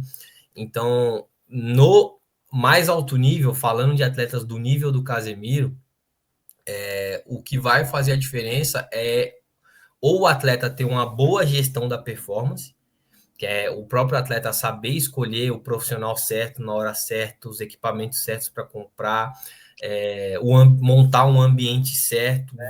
Então, ou o atleta é um baita de um gestor, ou ele contrata um grande gestor. Então, assim, eu olhando pro futebol a nível top 10 ligas do mundo, o cara que já ganha ali seus 30 mil, 50 mil reais para cima, que aí a gente está falando um papo de 8, 12 mil dólares ali, esse cara já deveria contratar um gestor de performance. Não vai dar, o cara que ganha 10 mil dólares não consegue contratar um cara que fica na casa do cara, que é vizinho ali e faz, mas ele já consegue contratar um gestor que cuida muito bem, que consegue integrar, que se preocupa, que tem zelo.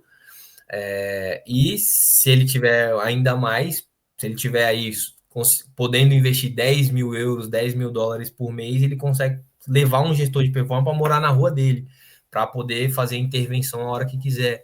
E aí, se ele acerta esse cara, aí a gente vai perceber que as coisas vão. Que é o cara que, por exemplo, vai perceber que ele está tendo um problema familiar grave. Ele, pô, a esposa tá brigando muito e tal. É um cara que vai atrás de arrumar um psicólogo para a esposa do cara, é um cara que, sei lá, vai levar o cara pro boxe, que é pro cara ter uma coisa diferente na vida dele, assim, porque a vida dele tá muita rotina, padrão e tal.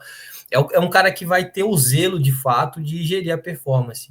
E é ele que vai metrificar tudo isso. Então, até aspectos mais psicológicos, a gente vai... Pô, a gente tem a Joga BR Pro, que não é uma gestão de performance nesse nível de 10 mil euros por mês, mas é o mais próximo que a gente consegue fazer pagando menos, né?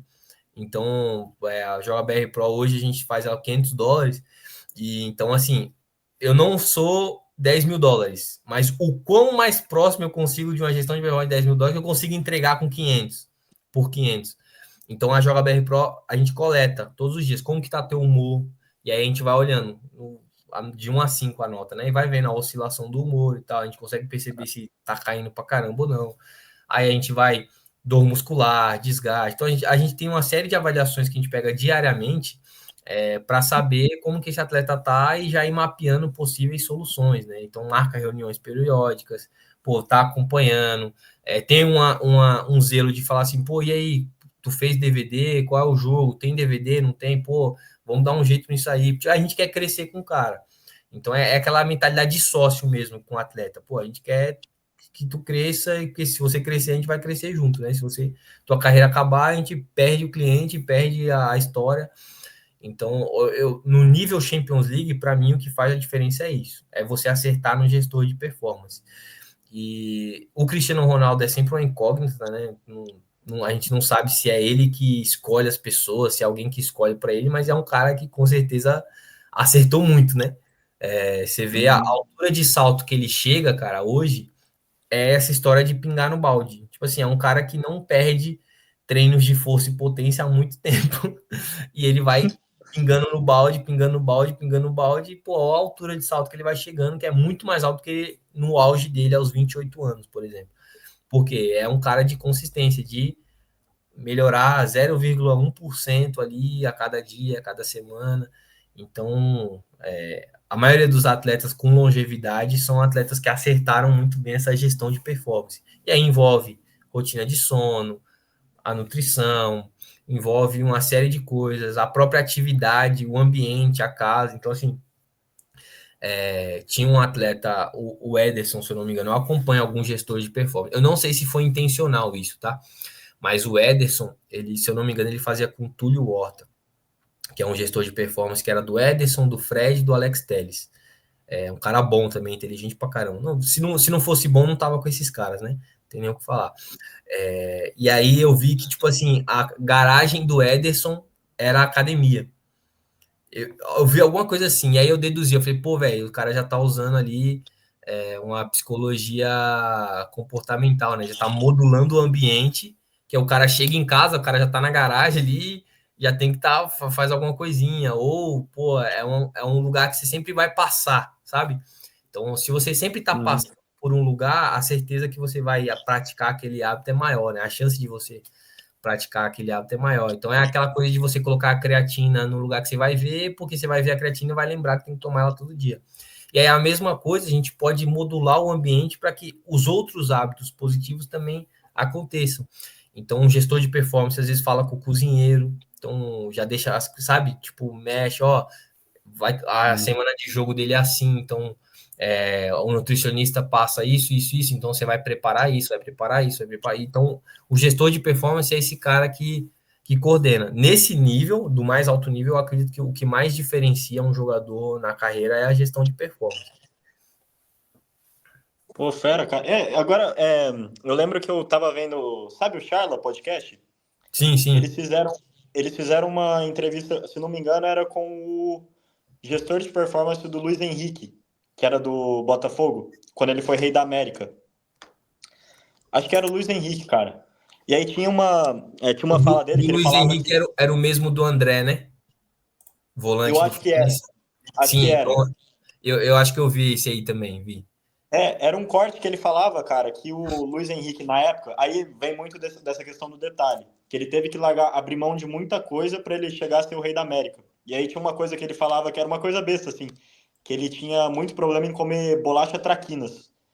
tem algum padrão com seus atletas, assim, tem alguma dificuldade que você nota com eles, tipo, alguma coisa que eles têm que abrir mão, mas é mais, tem algum padrão, assim, de alguma coisa assim?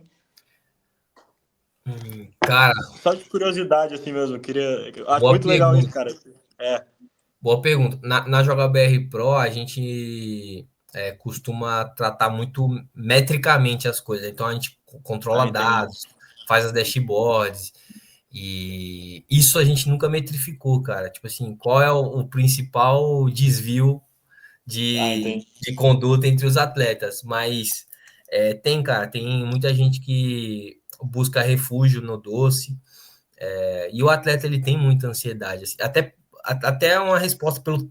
Tem tanto tempo livre que o cara fica ansioso, né? Você vai fazer alguma coisa, vai estudar tática, pelo menos, vai fazer alguma coisa que tu fica menos ansioso, né?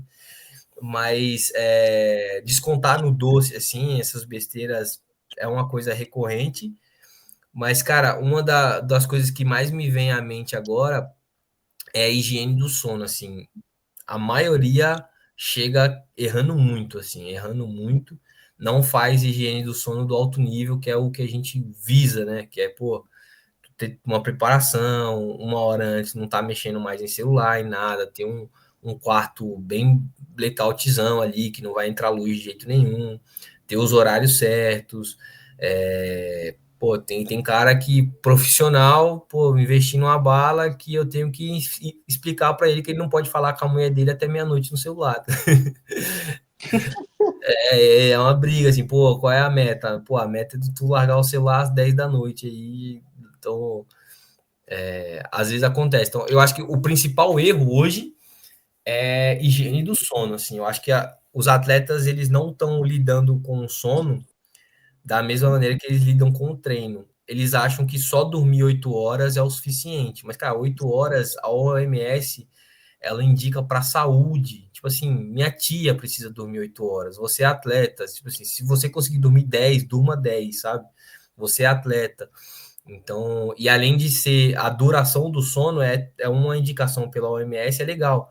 Mas a gente tem que entender que só a duração do sono não é um sinônimo de sono de qualidade. Além da duração, que é importante, a gente tem que ter o padrão de sono, que é o horário certo de dormir e acordar, para que o corpo entenda qual que é o período que ele vai diminuindo e qual o período que ele tem que acordar, para aí, se o seu corpo está acostumado ao horário de dormir e o horário de acordar, as chances dele passar mais tempo em sono profundo, que é o sono que a gente quer buscar, que é o sono reparador, o sono que vai fixar as memórias, então tu vai ficar mais inteligente, você vai ter um pouco, você vai aumentar a tua eficiência dentro de campo, porque aquilo que você está treinando, aquilo que você está colocando de informação dentro do cérebro vai ser mais fixado, e também você vai produzir mais GH, testosterona, vai recuperar melhor através do sono profundo. Ele só vai vir com qualidade se você meter um padrão. Então, se todos os dias você dorme às 10 e acorda às 6, você tem 8 horas ali que é o teu padrão. Agora, se um dia tu dormiu às 10, outro dia tu dormiu meia-noite, outro dia tu dormiu 1, outro dia você acordou às 6, outro dia você acordou às 8, às 7, o teu corpo ele vai fazer o que dá, mas ele não vai fazer o melhor. E quando a gente fala de atleta, a gente tem que buscar o melhor, porque aí está em competição, né? Então, é o melhor. Qual que é o melhor? O melhor é você ter um padrão de sono, irmão. Pô, não marca 8 horas de sono na tua agenda, não. Marca 9. Porque, às vezes, 8 horas, você vai acordar, o celular vai despertar no meio de um ciclo. Aí, pô, tu tava no ciclo profundo ali, tu acordou. Aí tu acorda quebradão, cheio de sono. Pô, por que você não marca 9 horas de sono? Que aí, pelo menos, é certeza que você vai conseguir produzir mais um ciclo ali durante o sono, que você não vai precisar acordar corrido e tal. Pô, tem algumas coisas. Pô, o que você vai comer antes? Pô, tu vai comer, evita comer carne vermelha, evita comer feijão. Pô, dá para colocar um suco de maracujá aí para você já ir baixando. Pô, dá para colocar um chazinho de camomila. Pô, o frango, ele é rico em triptofano. Por que na janta você não prioriza colocar frango na janta? Então, assim, esses detalhes, o triptofano, ele ajuda na produção de melatonina. Então, esses detalhes, o leite, por exemplo, o leite gorduroso, leite integral com gordura, não é tão legal, porque a gordura fica pesada, né? Igual a carne vermelha. Agora, o leite desnatado já é uma soluçãozinha. Inclusive, ó, parece nojento, tá, o que eu vou falar para vocês, mas não é, família. Coloca aí, ó, um leite desnatado no micro-ondas, deixa morninho o leite, aí você coloca aquele chazinho de camomila, mexe bem e prova. Se você achar que não ficou legal, você pinga um pouquinho de adoçante e prova. Fica bom, velho. Fica bom, assim. Agrada todos os paladares. Se você ir sem preconceito, você vai gostar. E é uma bebida que a gente está usando ela para buscar alta performance no sono, porque o leite é rico em triptofano, o líquido do leite vai te hidratar e vai produzir também um volume urinário menor. Então, assim, comparar água com leite, o leite vai hidratar tão bem quanto a água, só que você vai dar menos vontade de ir no banheiro. Então, estrategicamente, tomar o leite ali em vez de água para dormir já dá um upzinho, né? É aquele 0,5% melhor. E a camomila já vai também te deixar um pouquinho mais calmo, é um efeito ansiolítico ali, então assim, vai te preparando. E aí, higiene do sono é aquilo, pô, à noite, tenta fazer, sei lá, um diário, uma leitura mais calma, ou coloca uma meditação, põe uma música mais leve, um barulho de chuva, seja o que for, cara, faz um trabalho de respiração, um alongamentozinho, mas não mexe no celular, não coloca filme de ação, série de ação, não vai sair falando, pô, fica quieto, faz o silêncio ali, medita, pô, se tu tá numa pegada mais espiritual, vai, pô, fica refrescando o que você tá fazendo ali, para onde você tá indo, tá de acordo, não tá? Faz aquele exame de consciência. Mas essa higiene do sono, normalmente os caras chegam tudo cagado aqui, aí tem que pegar na mão e fazer, ensinar e tal. Pô, não é 8 horas que tem que dormir, não. 8 horas é minha tia, minha tia que é dona de casa, ela tem que dormir 8 horas. Você é atleta. Você conseguir dormir. Tem atleta que não consegue. Então, por exemplo, a gente tem um atleta que ele até estava no New York City agora. A maioria dos atletas nossos que são categoria de base nos Estados Unidos, cara, é uma luta para dormir, porque é escola integral, mais clube com treino volumoso e em Nova York muito trânsito, sabe? E aí, cara, tipo assim, dorme 7 horas à noite e fica cochilando no carro, no caminho pro treino. Então, dá um cochilo de 30 minutos de manhã, mais um cochilo de 30 minutos à tarde. E aí, final de semana, a gente tenta dormir pra caramba. É o que dá para ser feito. Então, assim, tem casos que é o que tem que ser feito, e aí é aquilo, né? Foca no que você tem controle.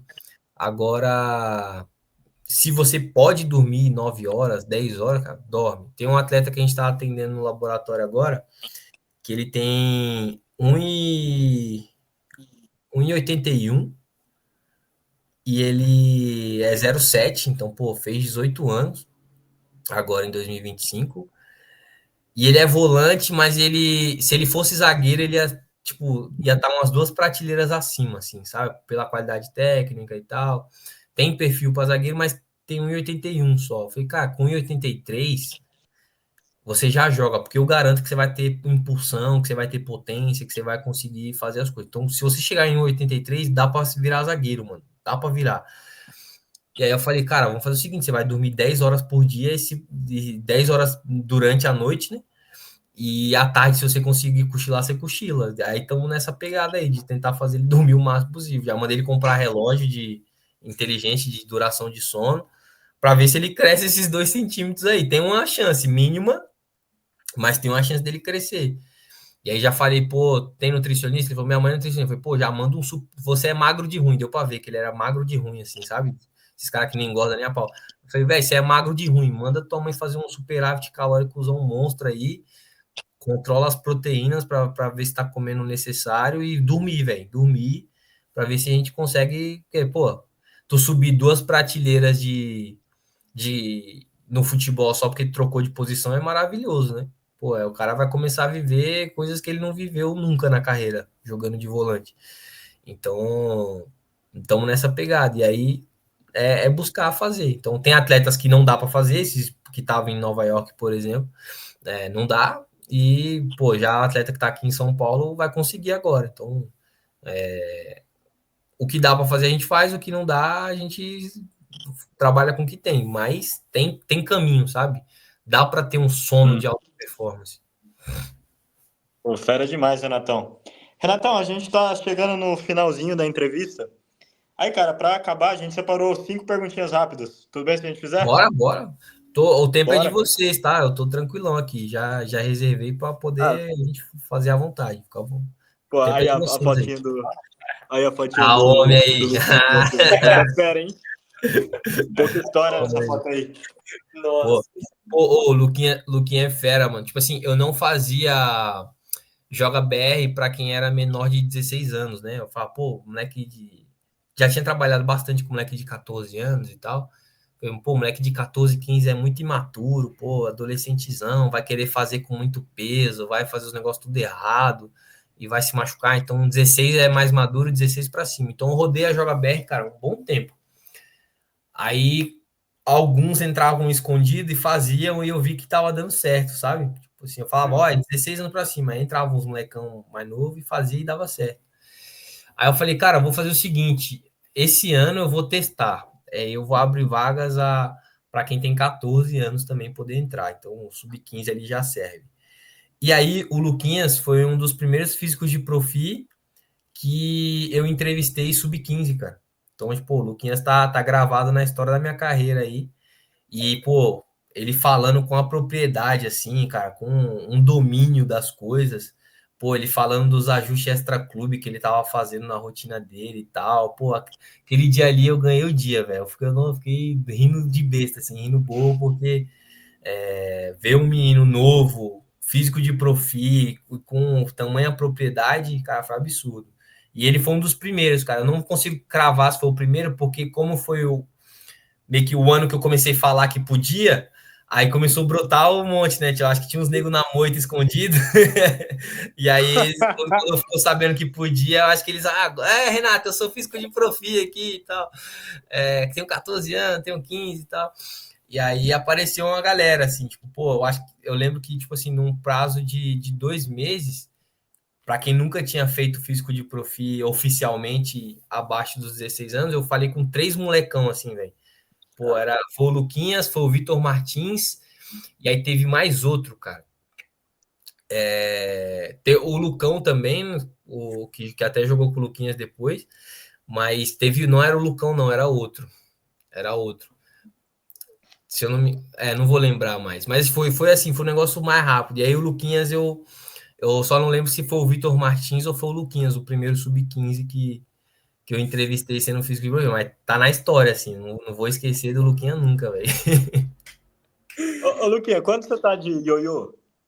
Mano, eu fiz no meio do ano. Eu peguei 2.680. Irmão, Bravo. Ô, Renatão, você tem que ver, mano. Ele é absurdo no ioiô, mano. Eu vi ele treinando lá no tratamento de choque, velho. Pô, o molecão Pô, é absurdo. absurdo. Tá Ô, certo. Renatão, pra gente acabar, a gente separou aqui 5 perguntinhas rápidas. A gente vai fazer aqui pra você. Quem que é a sua maior inspiração na preparação física? Cara, assim, sempre vem dois nomes assim, mas eu com certeza vou ser injusto porque eu já aprendi com muita gente me ajudou durante essa trajetória. Mas tem um cara que, assim, eu sou muito fã. E é um cara que eu sou louco para que ele seja meu mentor, mas ele nunca quer me cobrar, e aí eu fico com vergonha de pedir, porque tipo, pô, o cara passa 1 hora comigo, tirando minhas dúvidas aqui no telefone, e, e aí ele não quer ganhar dinheiro, e aí eu falo, pô, velho, vou gastar o tempo do cara lá, pô, o cara, eu liguei pro cara, ele ficou 1 hora comigo e tal, que é o Juninho Brilhante, cara fenomenal aqui, aqui no Brasil ele trabalhou o clube de. Trabalhou no Corinthians, trabalhou na seleção brasileira feminina, hoje ele tá lá na Coreia, no time do Lingard, não sei se você lembra aquele atleta do Manchester United. Uhum. Ele tá lá na Coreia, né? E aí eles estão trabalhando juntos. Assim, para mim é um cara fenomenal. Tive a oportunidade de assistir aulas dele e também de ir a palestras que ele também estava como aluno. E, cara, pô, sempre deu muita moral, pô, sempre levou na resenha. Então, um cara que me respeitou muito e é um cara que eu acompanho até hoje, assim. E, pô, é um cara que você tem aquele respeito, pô, velho. Pô, se ele me xingar, eu não vou ficar triste, tá ligado? Sabe? É um respeito, assim, Cara, tipo assim, é um cara que eu respeito pra caramba, assim, que eu admiro.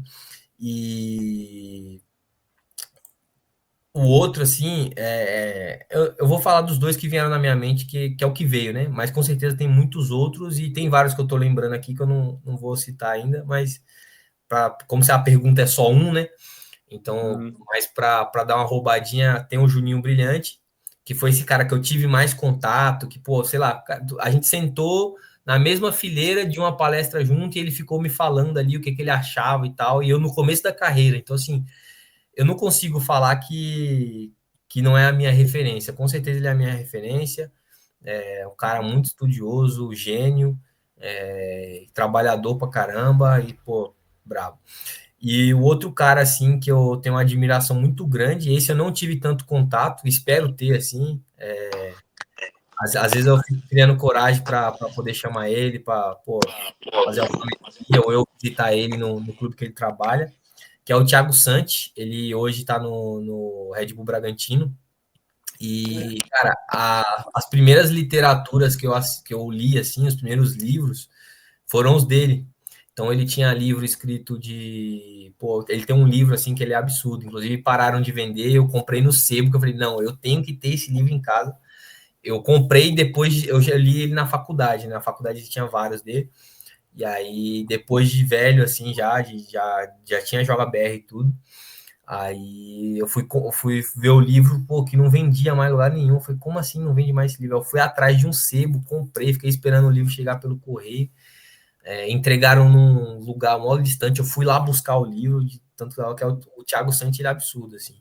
Então ele teve uma produção, cara, e até hoje o Thiago Santos, ele é base da literatura inicial de qualquer pessoa que vem trabalhar comigo. Então, todos os professores da JBR já leram o livro dele, e a gente tô preparando mais 4 professores agora, né?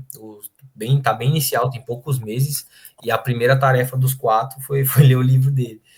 Então, o Thiago Santi é uma referência, assim. Então, os dois nomes que vieram na mente foram esses e são os dois, assim, que eu vou escolher. Com certeza tem muito mais. Tem vários caras que, pô, a gente se tromba em curso o tempo todo, troca ideia, que eu falo, que a gente conversa, que são gênios, assim. Caras que eu assisti palestra no começo da carreira, mas de bate-pronto, do jeito que você perguntou, para eu ser 100% sincero, os dois nomes que vieram na mente foi Juninho Brilhante e Thiago Santos. Renatão, se você pudesse voltar no tempo, vamos dizer, na sua época de que você estava procurando ser jogador ainda, se você pudesse dar um conselho para aquele Renato, qual conselho seria?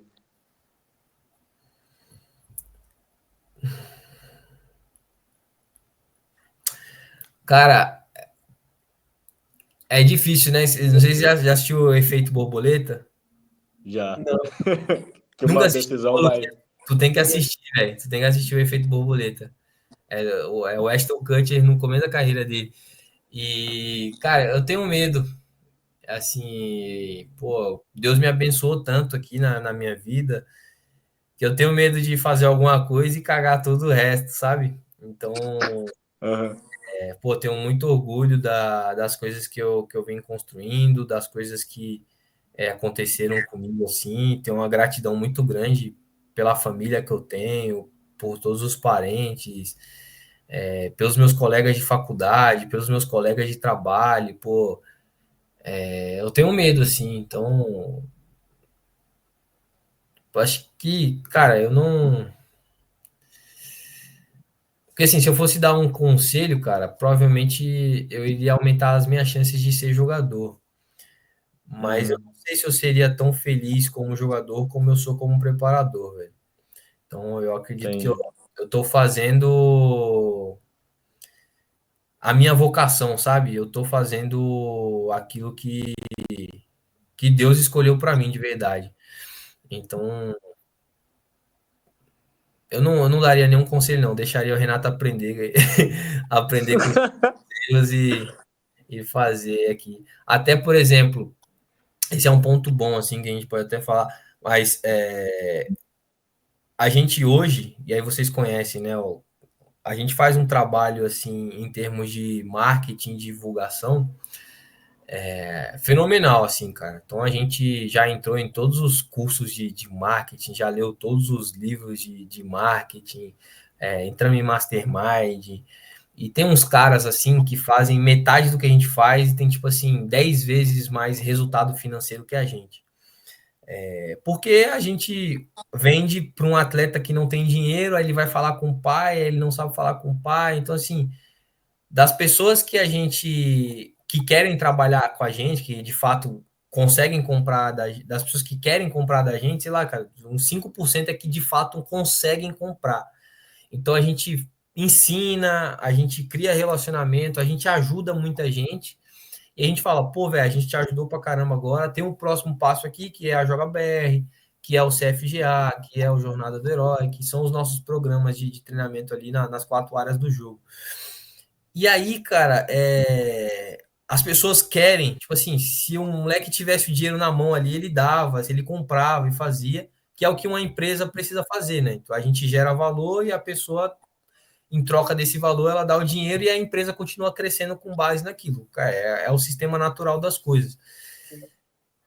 Só que esse cara não tem dinheiro, esse moleque não tem, ele nunca trabalhou, ele nunca comprou nada online. O pai não confia em futebol online. Então, assim, tem uma série de obstáculos, de restrições que dificultam o nosso processo de venda. Então, a nossa empresa hoje, a gente tem capacidade para produzir, para ensinar, para agregar valor na vida das pessoas gratuitamente, muito maior do que o das pessoas que estudam com a gente, assim, dos nossos colegas, mas eles estão em outro nicho que ele vende diretamente para quem tem um dinheiro. E a gente não vende Entendi. diretamente para quem tem um dinheiro. E várias vezes a gente perguntou, pô, a gente troca e tal, e a gente não, a gente tem uma missão muito forte, cara. Então, eu, Gustavo, Pedrão e Augusto, que nós somos os líderes hoje, mas tem muito mais gente trabalhando com a gente. A gente faz esse sacrifício, a gente, pô, acredita no propósito, pô, se a gente não falar com eles, ninguém vai, ou ninguém vai fazer bem feito como a gente faria. Pô, olha o tanto de gente que a gente está ajudando, olha o tanto de pessoa, o tanto de história que tá fazendo. Cara, vamos dar um jeito de fazer assim. Então, até essa parte de conselho, fora do futebol, pô, talvez eu, sei lá, um conselho pro Renato Diantes, pô, compra Bitcoin, velho, pra caramba, aí, resolve. Mas até isso eu acho que eu não faria, porque talvez, pô, já tivesse uma carreira mais consolidada ou não precisasse gerar um fluxo de caixa, gerar ativos, né, criar a minha carreira de fato. Não sei se eu estaria nessa empreitada, e aí eu não sei se eu estaria conversando com vocês aqui hoje. E para mim é muito gratificante, cara, estar aqui com vocês. Claro que eu não vou ficar rasgando dinheiro, porque eu tenho uma família, eu tenho um filho, eu quero ter mais filhos, então eu preciso cuidar deles, preciso do meu pai, meus pais vão envelhecer, eu preciso cuidar deles, tenho responsabilidade. Mas, cara, eu dou graças a Deus para aquilo que eu tenho e vou trabalhar para as coisas acontecerem e eu entrego para Deus. Se for para que eu tenha melhores condições, eu vou ter, se não, não vou ter, que seja feita a vontade de Deus e eu estou aqui para fazer isso, né? Não a minha vontade, sim a vontade de Deus. Então, eu acho que eu não daria nenhum conselho para mim antigamente, não, cara. Não daria, não. Fera, fera.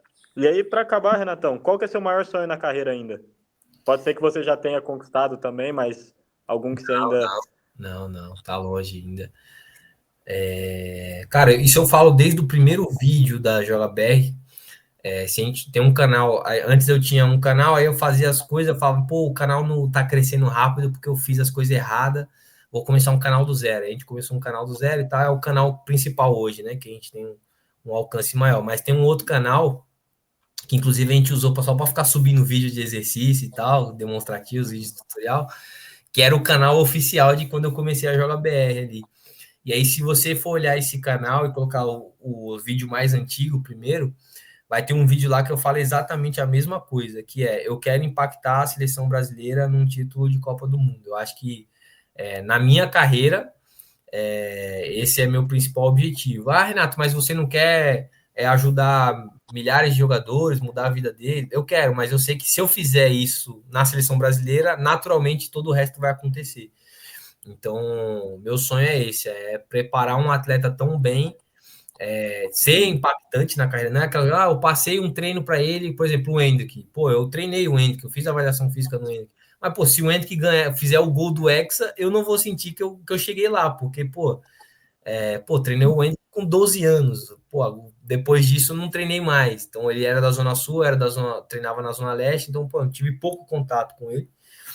E, cara, não vou. Agora, um atleta que eu participei ativamente da formação, que eu contribuí, que eu fui relevante, que eu ajudei, pô, o cara ganhando a Copa do Mundo ali com a camisa da seleção brasileira, aí eu vou me sentir realizado.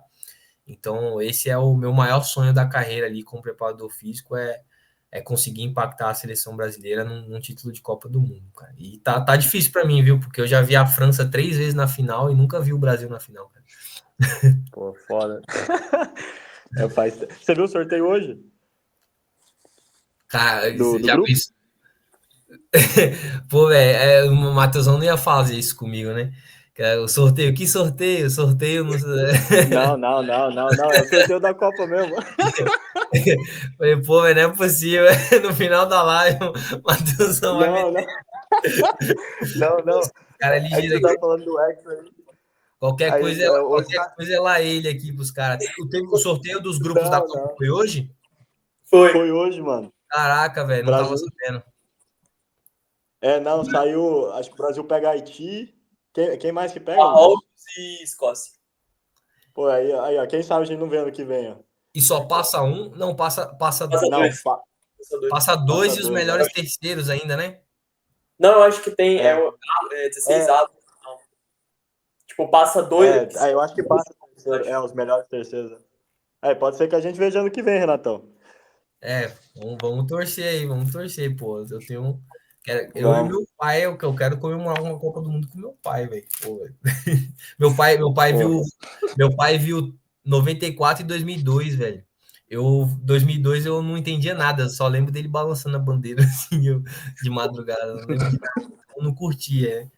E aí, quando eu aprendi a consumir futebol, o Brasil parou de ganhar. 2006 para frente ali, 2006 eu já tava manjando, mas ali nunca vivi mais. Já vi a Argentina 2 vezes na final e o Brasil nada. Pô, cara, também.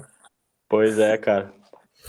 Mas quem sabe, aí ano que vem, quem sabe? Não era piadinha não, Renatão. Era só pra... Saiu hoje. Já pensou?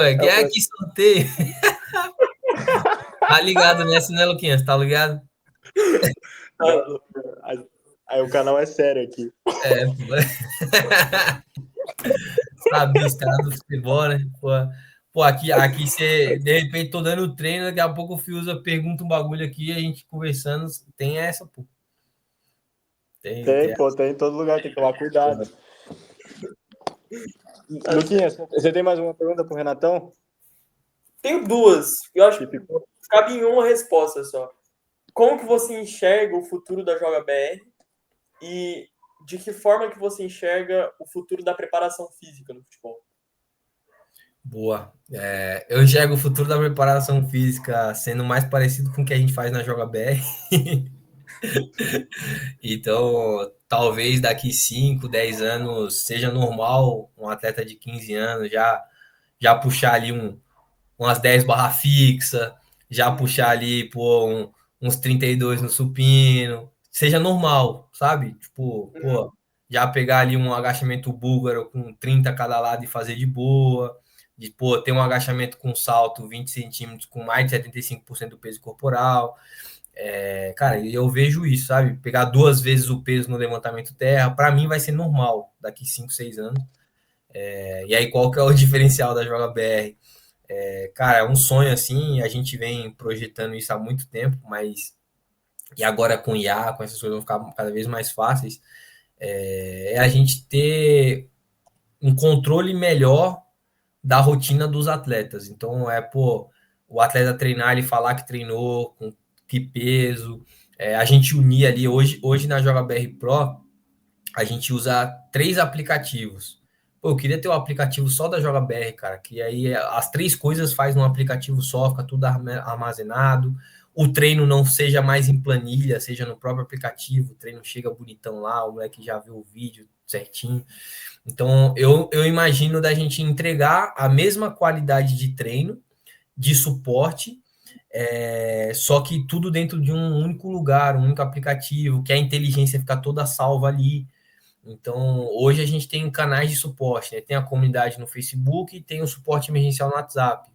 Cara, poderia ser tudo num lugar só. E tudo ficar salvo no histórico, gerando inteligência, gerando dados. Então, com os dados a gente consiga fazer. Então, por exemplo, eu não vou te falar qual que é a média de peso que um atleta da JBR consegue levantar no agachamento com salto hoje. Eu não consigo, porque as informações elas são dispersas, né? Então, a gente tem um contato ali no suporte, eu passo os treinos, passo a fase, mas vocês sabem que a carga colocada é sempre de acordo com a capacidade do próprio atleta executar a série. Então, a intensidade é ele que faz.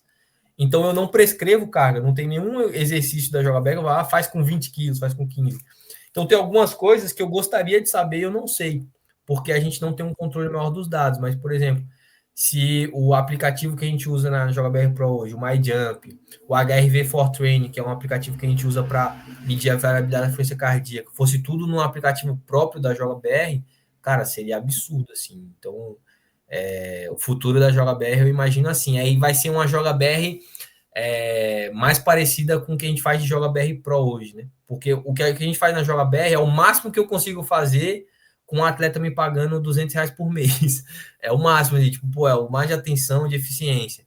Para eu conseguir fazer mais aquilo, eu precisaria de mais tempo, de mais professor, de mais detalhes, de mais estrutura, e aí eu preciso fazer na JogaBR Pro. Mas se eu consigo com o aplicativo, eu consigo trazer muita coisa da JogaBR Pro para a JogaBR. E aí, cara, para a gente crescer e ter condições de trabalhar com TI, que é uma área que eu não domino, que eu vou precisar gastar para caramba, que eu vou dedicar muitas horas para poder criar isso, para poder gerenciar isso, a gente vai precisar de crescer bastante, né? Continuar com crescimento forte, os alunos cada vez mais tendo resultado, fazendo história, os próprios alunos sendo embaixadores, né? Tipo, pô, o Mateusão conseguiu com a JogaBR, pô, fera, vou entrar na JogaBR também, Luquinhas também. Então, acho que esse vai ser o melhor marketing, né? Por mais que a gente trabalhe muito, produza muito vídeo, muito conteúdo, eu acho que o melhor marketing é o resultado dos alunos, né? Então, eu vejo o futuro da preparação física sendo mais parecido com o que a gente faz hoje. Então, eu enxergo sim que a JogaBR está à frente do tempo, assim, na maior parte da maioria, né, das pessoas. E o futuro da JogaBR é ter um aplicativo próprio onde a gente consiga ter mais dados, mais inteligência e eu consiga controlar melhor e estimular melhor a rotina dos atletas como um todo, né? Então, ele dá o checkzinho que ele treinou, saber quantos treinos ele... Por exemplo, Luquinha, quantos treinos o Luquinhas fez o ano inteiro? Pô, no aplicativo eu vou conseguir ter esse dado. Hoje eu não tenho. Então, seria fera. Show. Pô, que legal. Renatão, a gente tá chegando no final a gente tem um limite de horas também no Boa. StreamYard. Cara, a gente queria te agradecer, primeiramente pelo seu tempo. Cara, eu tava anotando aqui, cara, você falou muito ouro aqui. Muita coisa legal, sua história é muito legal. Cara, eu tava anotando várias coisas aqui. Tenho certeza que vai ajudar muita gente. E, cara, mais uma vez, só muito obrigado por ter topado. A gente sabe o quão corrida é a sua rotina. Você tava falando pra gente que tava ontem arrumando seu estúdio e tal, tava viajando e tal, enfim. Muito obrigado, cara, de coração mesmo. E é isso aí. Alguma coisa, Luquinha? Não, só agradecer. Obrigado. Obrigado mais uma vez. Isso aí. Boa. Rapaziada, cara, a hora que vocês precisarem, tô aqui, vocês são de casa, pode contar comigo. Pô, mandou mensagem, se eu não vi direito ali, pode ligar, tá? Porque às vezes o WhatsApp eu me perco mesmo, que não é a prioridade do dia, né? Então tem um monte de coisa para fazer, acaba que o WhatsApp passa. Às vezes até meu pai e minha mãe eu não consigo responder, acaba passando, então pode ligar, tá? Se liga, eu já sei que é um negócio mais urgente. Vou lá, então fica à vontade, vocês são de casa, a hora que vocês quiserem, qualquer ajuda, tamo junto. E, pô, tô na torcida por vocês, eu conto com a história de vocês no futebol aí, pra gente crescer junto esse movimento e, cara, pô, tamo junto, brigadão, é uma honra fazer parte e, pô, espero que todo mundo que investiu tempo aí pra tá ouvindo tenha saído daqui melhor do que quando chegou. Tá Isso aí. Rapaziada, se esse vídeo ajudou vocês, essa foi a história do Renatão, ajuda a gente compartilhando, e é isso aí, tamo junto. Valeu, tamo junto.